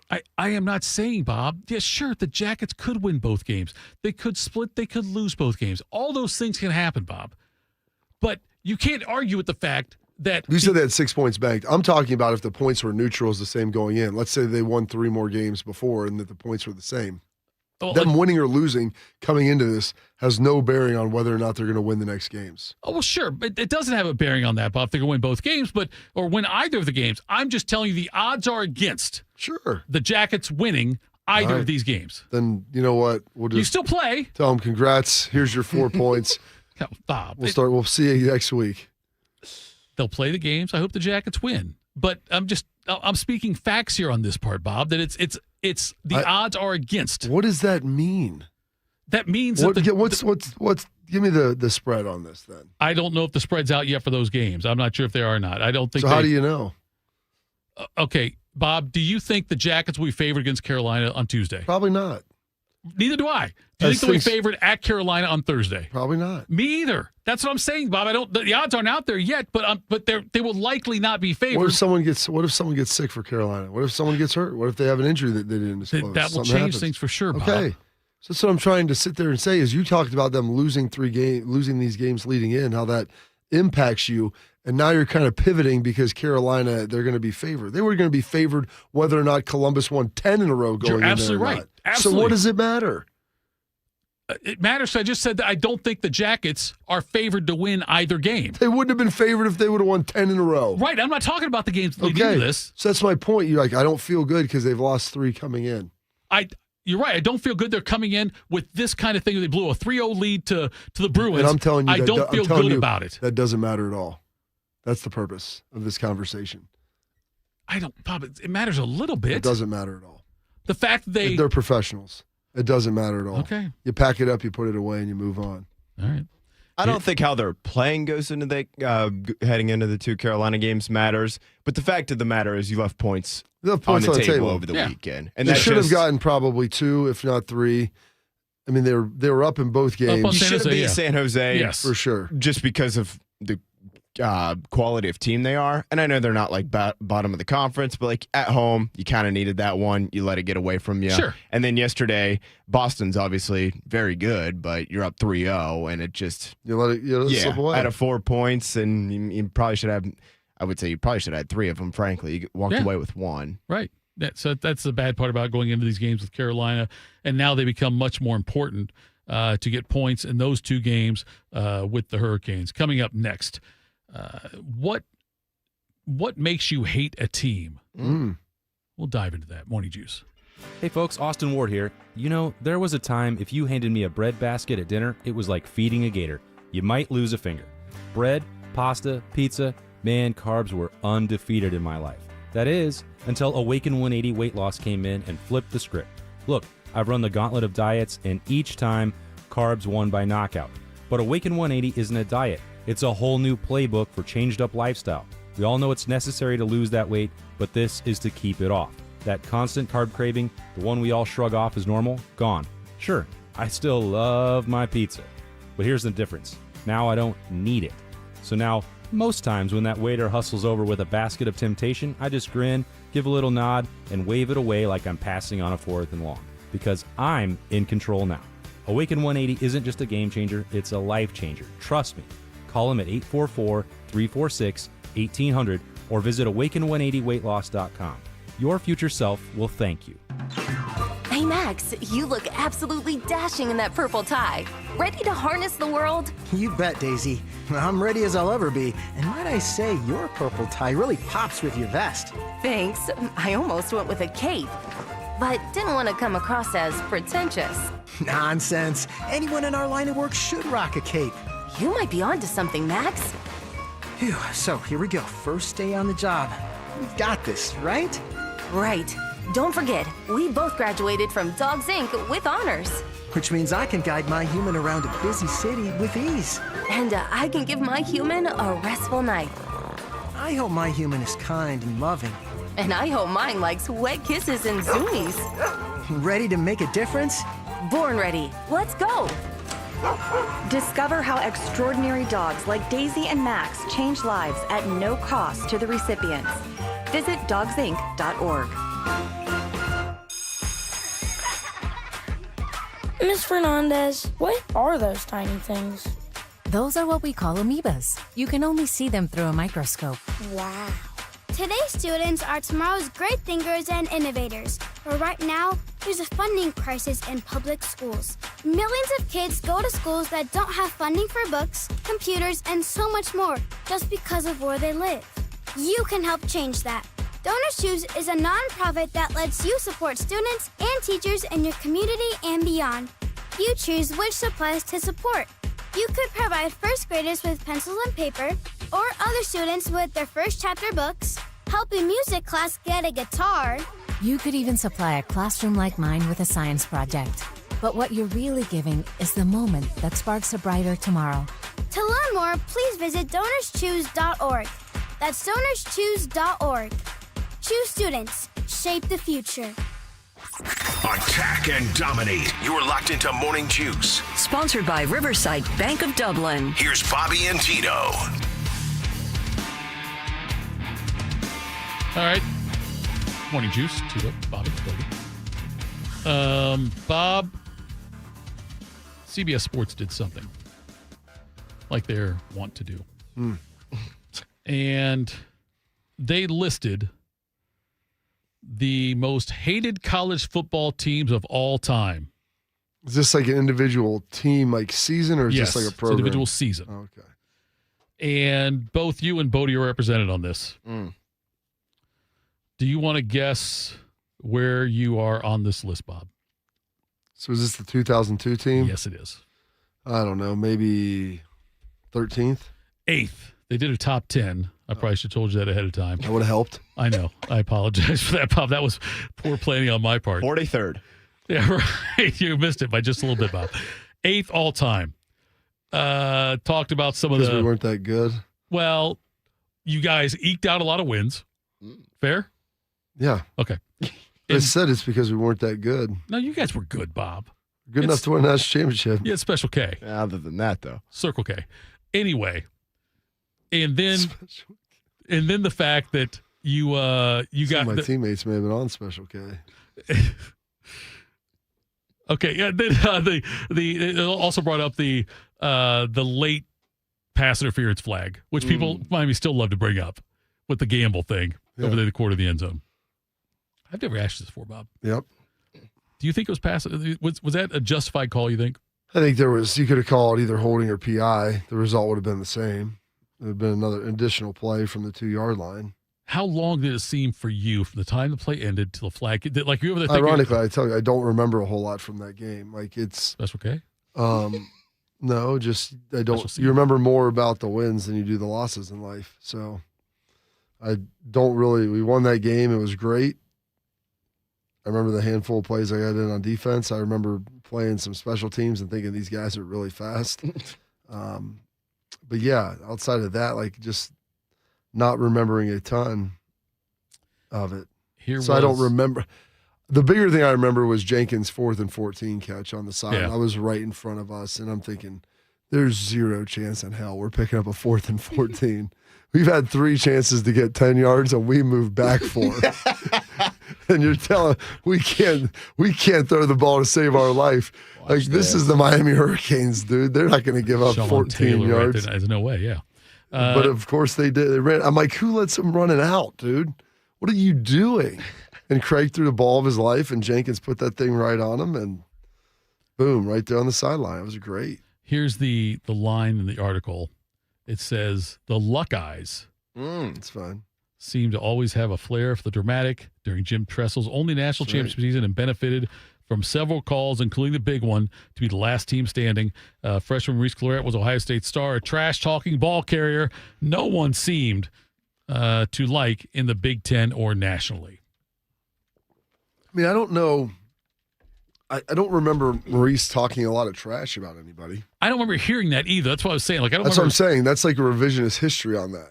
Right. Like there was no headlines or things that he was putting out. Like he wasn't Mr. T up there. That's right. Why don't you go? It looked like Cuban jeans. Go to bed with me, real man. Right. Yeah. Like it wasn't. He wasn't out there talking trash about Illinois or we're gonna wipe Michigan or anything. Like I don't think Maurice ever said anything like overly controversial outside of maybe some things he said about Andy Geiger. And then also afterwards, he may have said some things controversial or done things controversial. Done but things. Yes. But I don't think there was anything he said in the moment, like on a weekly basis, that would define him as a trash talker. He wasn't Kellen Winslow Jr. out there, With a soldier? no shirt on in the locker room. I'm a soldier. Here's a lot of his worst things happened in the locker room in life. Some in the post game, some in a women's locker room. Some at Boston Market. Alabama, the 2011 team, came in 10th place. The 1993 Notre Dame team was in 9th. And I don't remember hating Notre Dame. They played in one of those other game of the century things back then. But I don't remember. They said between 88 and 93. And this is fantastic. Oh, God. Listen. No, I know. Bobby's going to do it now. Notre Dame won 88% of its games and became one of America's teams. As a national television staple, but the Irish have plenty of enemies. Those folks still hate the Golden Domers. That was under Lou Holtz. Nothing? Well, I mean, was that Lou's last year, too? 93? Might have been. No? 96. Okay. Next, after the... So we didn't even win it in 93. Don't worry, there's more. I think. Anyway, Ohio State 02 team, that was 8th. Texas A&M 2012 team was 7th. Now, Johnny Manziel, that's a kid you could really hate. He needs some Jesus in his life. Number 6, Oklahoma from 2017. That was the flag play. Baker, yeah. Baker, a guy that talks some trash and did something like yes, you could make the argument for Baker on that. Now, I'm not going to sit here and tell you whether I don't like the flag planting and some of that stuff, and especially obviously when he did it here. But I'm not going to sit here and just eviscerate, Baker. But like that's the stuff. There were things that were actually happening at that point that would lead you to believe that there was like a guy that had some attitude and different things. I mean, Reese had never done that. Was Baker he was the first one to plant the flag like that, right? No. At Ohio Stadium. There's other places that had done it. The origins of that, I understand. So in the Texas and OU game, they do that every year because they play it at the Cotton Bowl. It's a neutral site, so that's like claimed ground. Okay. Like we won it. This is ours this year. So you're not doing it anybody's home field. Like Michigan State did it to Michigan, I want to say back in 04. Okay. Michigan State did it in South Bend in 05. Did they really? 05. Was that after the fake field goal? No, that was 2010, and that was up there. Okay. But that was, I think it was a double or triple overtime win for Sparty, and they did it. My brother looked John L. Smith. He didn't care, which kind of came back to bite him. But wait, was that with John L. Smith? In 05 it was. Yeah, okay, 05, yes. Yeah. Oh, yeah, because that's why Michigan State was rolling. When they came in here in 05, they were rolling. Yeah, John L. Smith. But my brother game the 2010 game up there. So my brother played for D'Antonio, and he was on the field goal team, and he looked over. He goes, "We should call a timeout." He was coaching at Notre Dame. He's like, "They're gonna fake it." No, they're not faking it. Nah. He's gonna fake it. And what if they did? And they faked it. He's like, "No, nobody fakes it to win a game in overtime."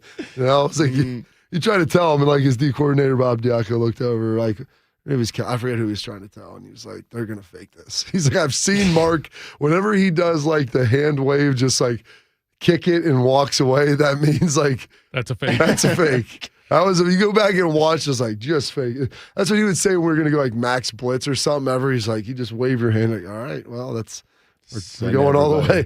We're winning or dying right here. Those are the only two options. Losing ain't happening. Like we're going all in with that. But that's the origins of the flag plant. And so Michigan State had done that. And then, like I said, I've never been a huge fan of it. And I think it's very disrespectful. And if you're doing that, you have to understand that the only logical outcome with that is going to be a fight on the field. Okay, so that's it. That's more disrespectful than what Terrell Owens and Emmitt Smith, like what Terrell Owens did when he scored with the 49ers. Goes and puts the ball down. And I would say that's about the same. I think the flag might be more disrespectful. Because they didn't have flags in the NFL. I understand. Tito probably would have grabbed one had he been able to find one. Also, I'm not, I don't really care. But when Baker did it, like it's after the game, T.O.'s like, hey. This was in the middle of the game. Yes, I got this. Goes, we're still playing, by the way, boys. He scored a touchdown and then ran to the middle of the field. Yes. This wasn't like it just ended and he went out there and did that. He ran 50 yards. God love Give George T credit, man. Like, hey, not here. And then Emmett does it. Emmett scores and goes out there and does the same thing and puts the ball down and then looks over at the 49ers sideline. Number 5 is 1996 Florida, pre-Urban, pre-Tebow. Old ball coach. This is Steve Spurrier with Heisman-winning quarterback Danny Werfel on that team. They beat 5 teams in the top 15 that year, knocked off Florida State in the Sugar Bowl 52-20. Was that the year they lost to Florida State in the final game and then played them again the next year? Or was that Great question. That would have been show prep for me. I'm trying to see if that's in the article. It's not. I don't know if that was that one or not. I think that was that year. The Fun and Gun was their offense back then. Fun and Gun. That's what they called it. Sounds fun. Thank you. It also sounds gunny. Don't even call it Fun and Gun anymore because of the Bullets can't be a team anymore. Did you locate that there, Robert? Right here. No, was that year? 1995, you said? 96. Oh, okay. Well, then you said 95 earlier. 1996, they lost to Nebraska. Okay. When did sportsreference.com become a you have to? Yes, they lost to Florida State earlier in the season. It wasn't the final game. They lost to them the 30th. They played in Alabama. No, yeah, that was the final game of the season because they played Alabama in the SEC championship. Okay. So, yeah, they lost to them 2024 in Tallahassee. Then they played them in the Superdome in the Sugar Bowl and beat them 52-20. My memory was correct. Number 4, Auburn with Cam Newton. I don't know if you could hate that team. Like, it was really just Cam Newton in the crew. Sure. I mean, I thought that was I don't know why that team was hateable. He got Cam got 729 first place votes in the Heisman. Yeah. Second was Andrew Luck with 78. Yeah, I mean, dude, Cam Newton was far and away the best player in college Well, I think it's because the way he came in, because he stole that laptop at Florida and got kicked out of school. Exactly. And then he went to a JUCO, and his dad said, "Hey, we need some money." Strong ass offer. Will Wade, I need a Yes. strong ass off. I think his quote this time it's not free. I think was the quote. Also, I think he got suspended by the SEC, and then got unsuspended the week of the SEC championship game, but they never actually put out like a press release or anything. He was just suspended, and then somebody, I don't know if Greg Sankey was there at the time, somebody probably informed Greg Sankey or whoever the commissioner was, and he was like, wait a second, we're going to suspend the star quarterback of a team who's going to play this weekend? Hold on. Speaking of free, number 3, Florida State, 2014, with the free crab legs at Free Shoes University. Right, FSU there, yes. I think now that team, because Jameis was kind of wild. Yeah. That was before he became the prophet Jameis Winston. And that was when he was still Saul, just wandering in the wilderness, stealing crab legs and F him in the P and everything else that he was yelling around. I mean, that was real. You remember that? I remember that, yeah. I mean, the stuff that think they had a handful of guys, too, didn't they? Kind of get caught up in some legal troubles. If you're a successful college football team in Florida around that time, yes. Actually, for many years. There was something that happened somewhere all the time. Stealing, fighting, whatever it is. He went out there fully dressed in the pregame, and Jimbo was like, "What you are you doing?" And that was the best. Yeah, he and just James goes, I don't know what the hell he's doing. I told that boy he had to go back in and get undressed. Like he came out like I know that I'm suspended, but maybe, hey, Dad, can I play? Just let me. No, get in the locker room. Number 2 on the list, 2005 USC. They were really good, and that was like their second tour of being really good. But third even, kind of. Yeah, I don't remember them They scored 50 or more points 7 times that year. Yeah, but that to me, that doesn't make you hateable. Teams that are hateable, you have guys that they're like Reggie Bush. I've always liked Reggie. Like he was one of the most gifted athletes in the history of the world. And he was never out there like crazy me guy saying like crazy stuff after the game. And Leinart was pretty respectful. Most of the USC guys who I know are pretty good dudes. It might just be an LA thing too. Where it's like, unless you live there or from there, you kind of just don't like them. Yeah, maybe that's it. I mean, they're weirdos, without a doubt. But, I mean, I'm not going to hold that against them. With all due respect. Yeah, right. Number 1 on the list. Yeah, Miami. 1986 Miami. Pick your Miami. I was going to say, how about this year's team? I mean, Michael Irvin. Michael Irvin was on that team. My mom was a hummingbird. My dad was a brick of cocaine. Was the 86 team the one that ended Faust's career? Or was that Life? No, when Jerry Faust, like cause they went out there and beat him. I'm trying to think. It was Faust last year. Did Holtz come in 87? No, he came. His first year. Holtz's first year was 86. Okay, so maybe that was anyway. Miami though. It says the birth of the U under Jimmy Johnson is when the Hurricanes truly became college football's bad boys on a team loaded with future NFL talent. Johnson essentially didn't believe in suspensions and handled all disciplinary action in-house, whatever that meant during a time of little to no NCAA regulation. Just ball, baby. Just win. Yes, that might be the most hated team. I think 86 Miami. At a least lot in my lifetime. A lot of your Miami teams, I think. And they come out with the smoke. They got that stupid ass duck that would come out there. Like, how's that no mascot? It was an ibis. It was an ibis. That's not a duck. It's an ibis. Whatever. And their fans, some sort of like waterfowl. Every time you flip on a game, you're like, nobody's here. Yeah. And then all of a sudden, you get on Twitter though after every win from Miami. You're like, what are you? People are crawling out of the gutter all of a sudden. Like, where the hell have you been? I'm looking at it, Bob, and I'm trying to be unbiased because there's a lot of Michigan teams I hate. Just be Len bias. I can do that too. That'd be good that'd be good Here's content. a brick of cocaine. Yes. But nonetheless, though, Bob, it's like I look at it, I think there's got to be Michigan teams I hate more than 86 Miami, but they were damn entertaining. I'm really surprised the team from a couple years ago didn't make it. Yeah. Oh, yeah. I think that got like not just Midwest, Ohio State, Penn State, Notre Dame fans, Michigan State fans hating them. I think that was a pretty substantial cheating scandal that I would have thought Carp. And you got Sharon Moore crying after the Penn State game. Yeah. I mean, like, or after he got arrested. Either way, tomato. Oh gosh, yeah. Do you need a bank that truly values local business in this town? The opportunity to work alongside them as partners, whether you're a small business or a large operation. Riverside Bank of Dublin, well, they've got the right tools for the job. Riverside Bank of Dublin has the experience of working right here, locally, in Central Ohio. They understand the business climate in our area. They're going to help you reach your goals. So whether you need a line of credit to get your business off the ground, SBA loan to keep it running smoothly, equipment financing to get your business up to scale, Riverside Bank will tailor a solution that fits your needs. Visit them at riverside.bank or stop in to get to know them at 6300 France Road. Riverside Bank of Dublin, member FDIC, equal housing lender. Coming up next, we'll wrap things up, tell you what's got us juice, but then we'll have a show meeting too, Bob, so don't forget about that. And we can maybe keep that on live while we're doing it. Morning Juice. Raise your hand if you're excited about feeling older faster than you should. No takers? Yeah, I didn't think so.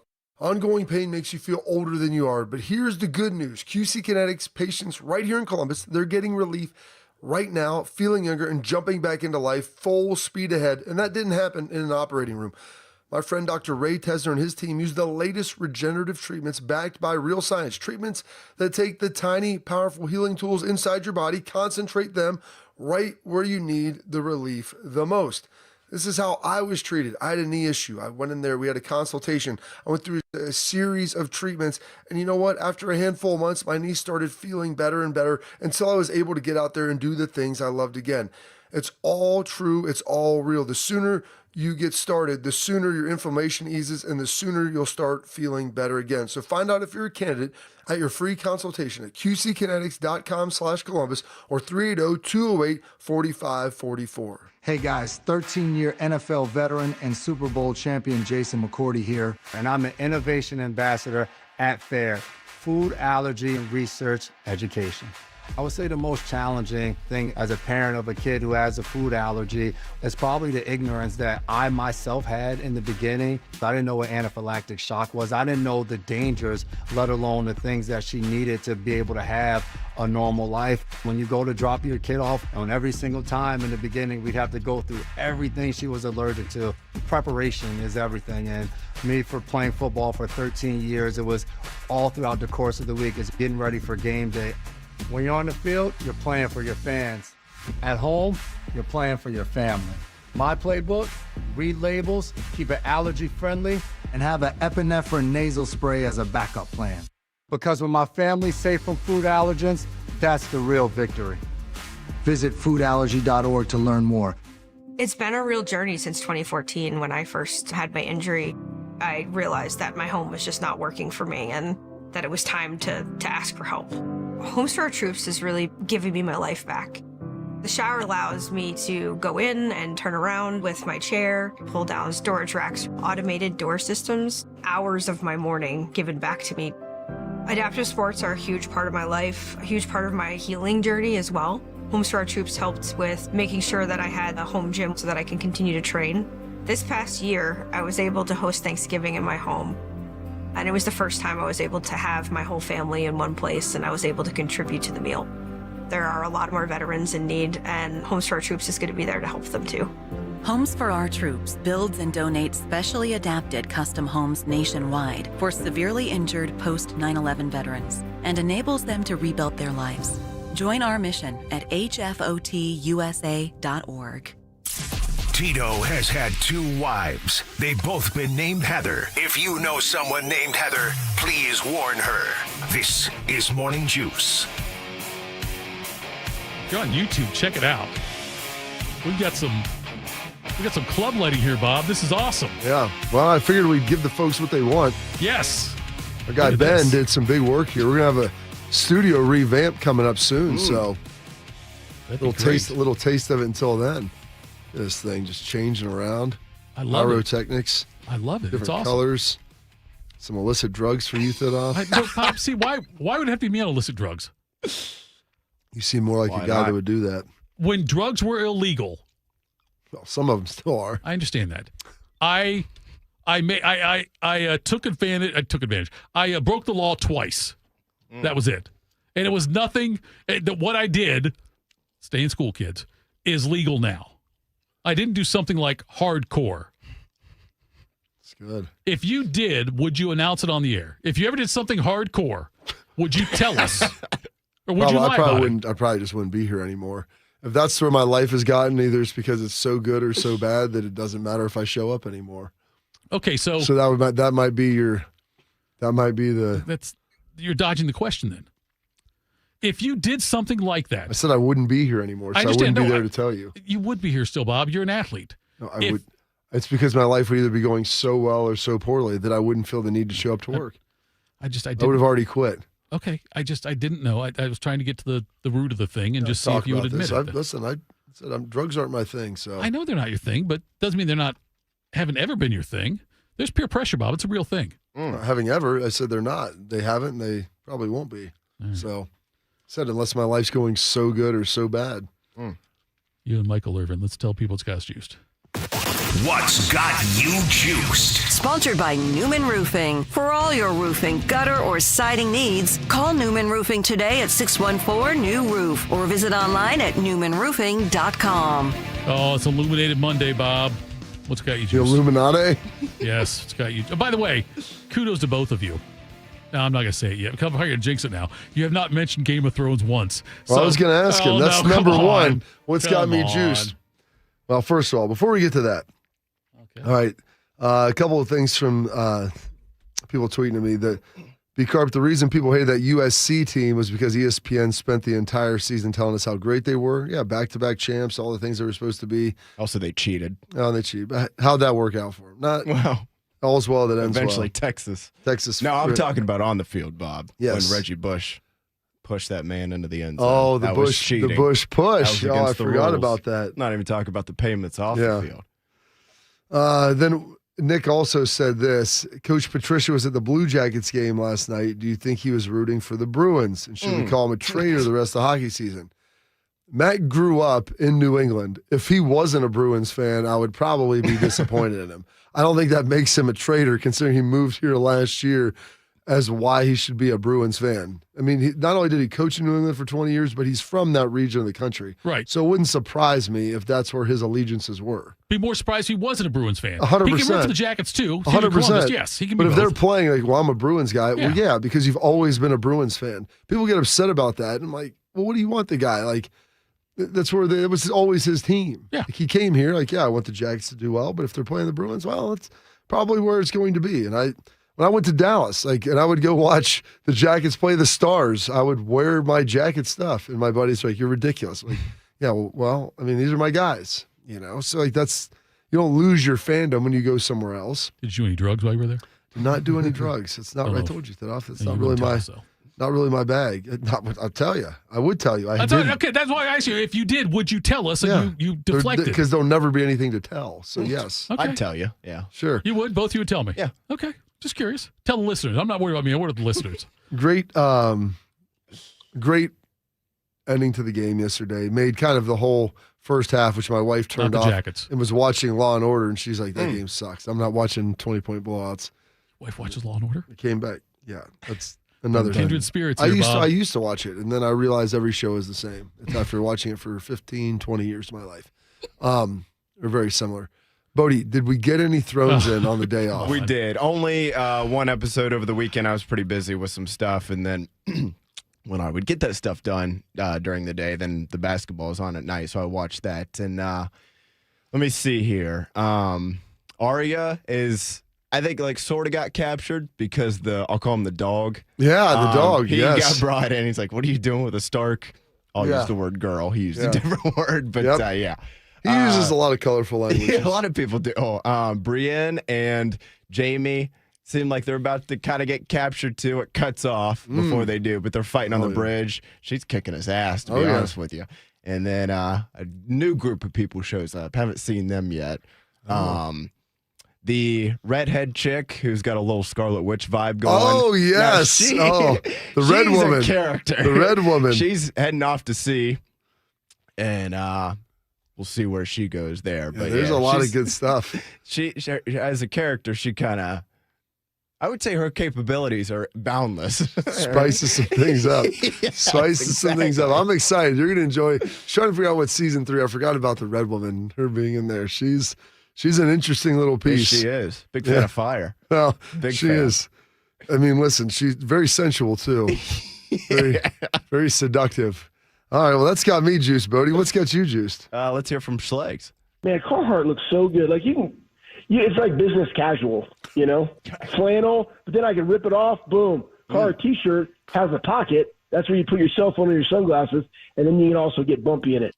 Just Carhartt head to toe. What has me juiced, guys, was had a busy weekend, but it was a good weekend. Got a lot accomplished and whatnot. And I was with you, Carp. A lot of the games, even going back to Thursday, there was actually a couple good games in the Sweet 16 with Purdue, the edge of Texas there. That was really good. Good win. But yeah, the Elite Eight games were kind of a bummer over the weekend, but yesterday was absolutely awesome. That was one of those games that you kind of will never forget where you were watching it if you saw it live.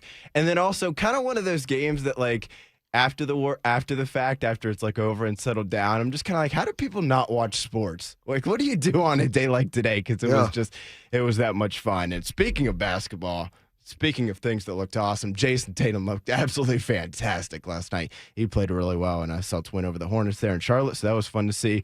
And then last but not least, a little extended version of Today in History, because I saw this Saturday, turning 56 years old. Ooh. You might know him from, Dodgeball and among others, but on this show, excuse me, he's best known as Jeremy, a man who may or may not crash weddings. And let's be honest with each other here, okay? Let's put all the cards on the table.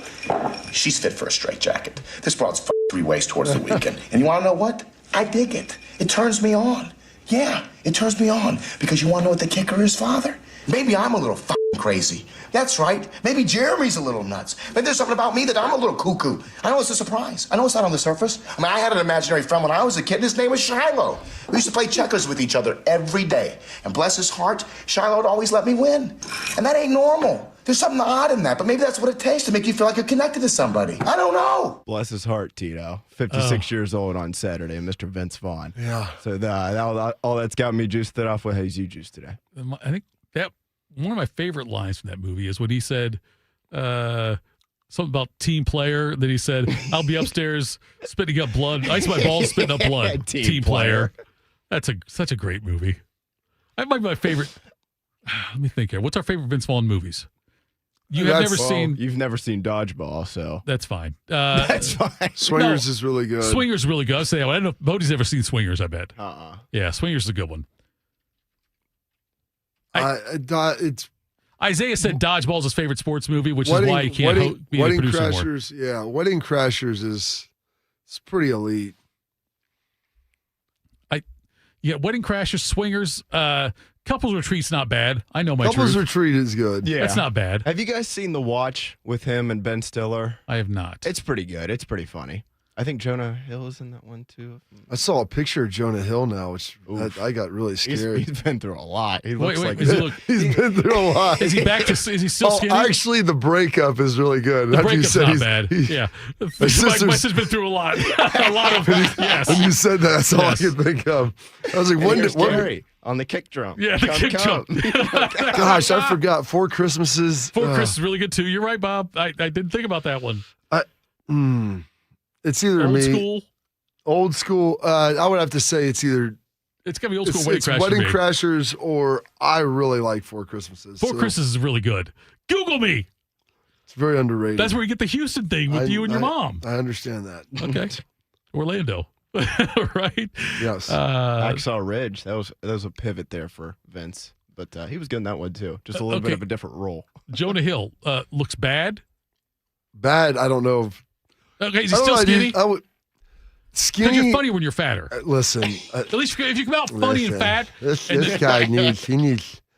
He might need to go spend some time with Lou Holtz. Okay, I'm just saying, like if you come when he was out, still alive. If you get like, okay, well, if like Dave Chappelle all of a sudden gained like 80 pounds, he wouldn't be as funny.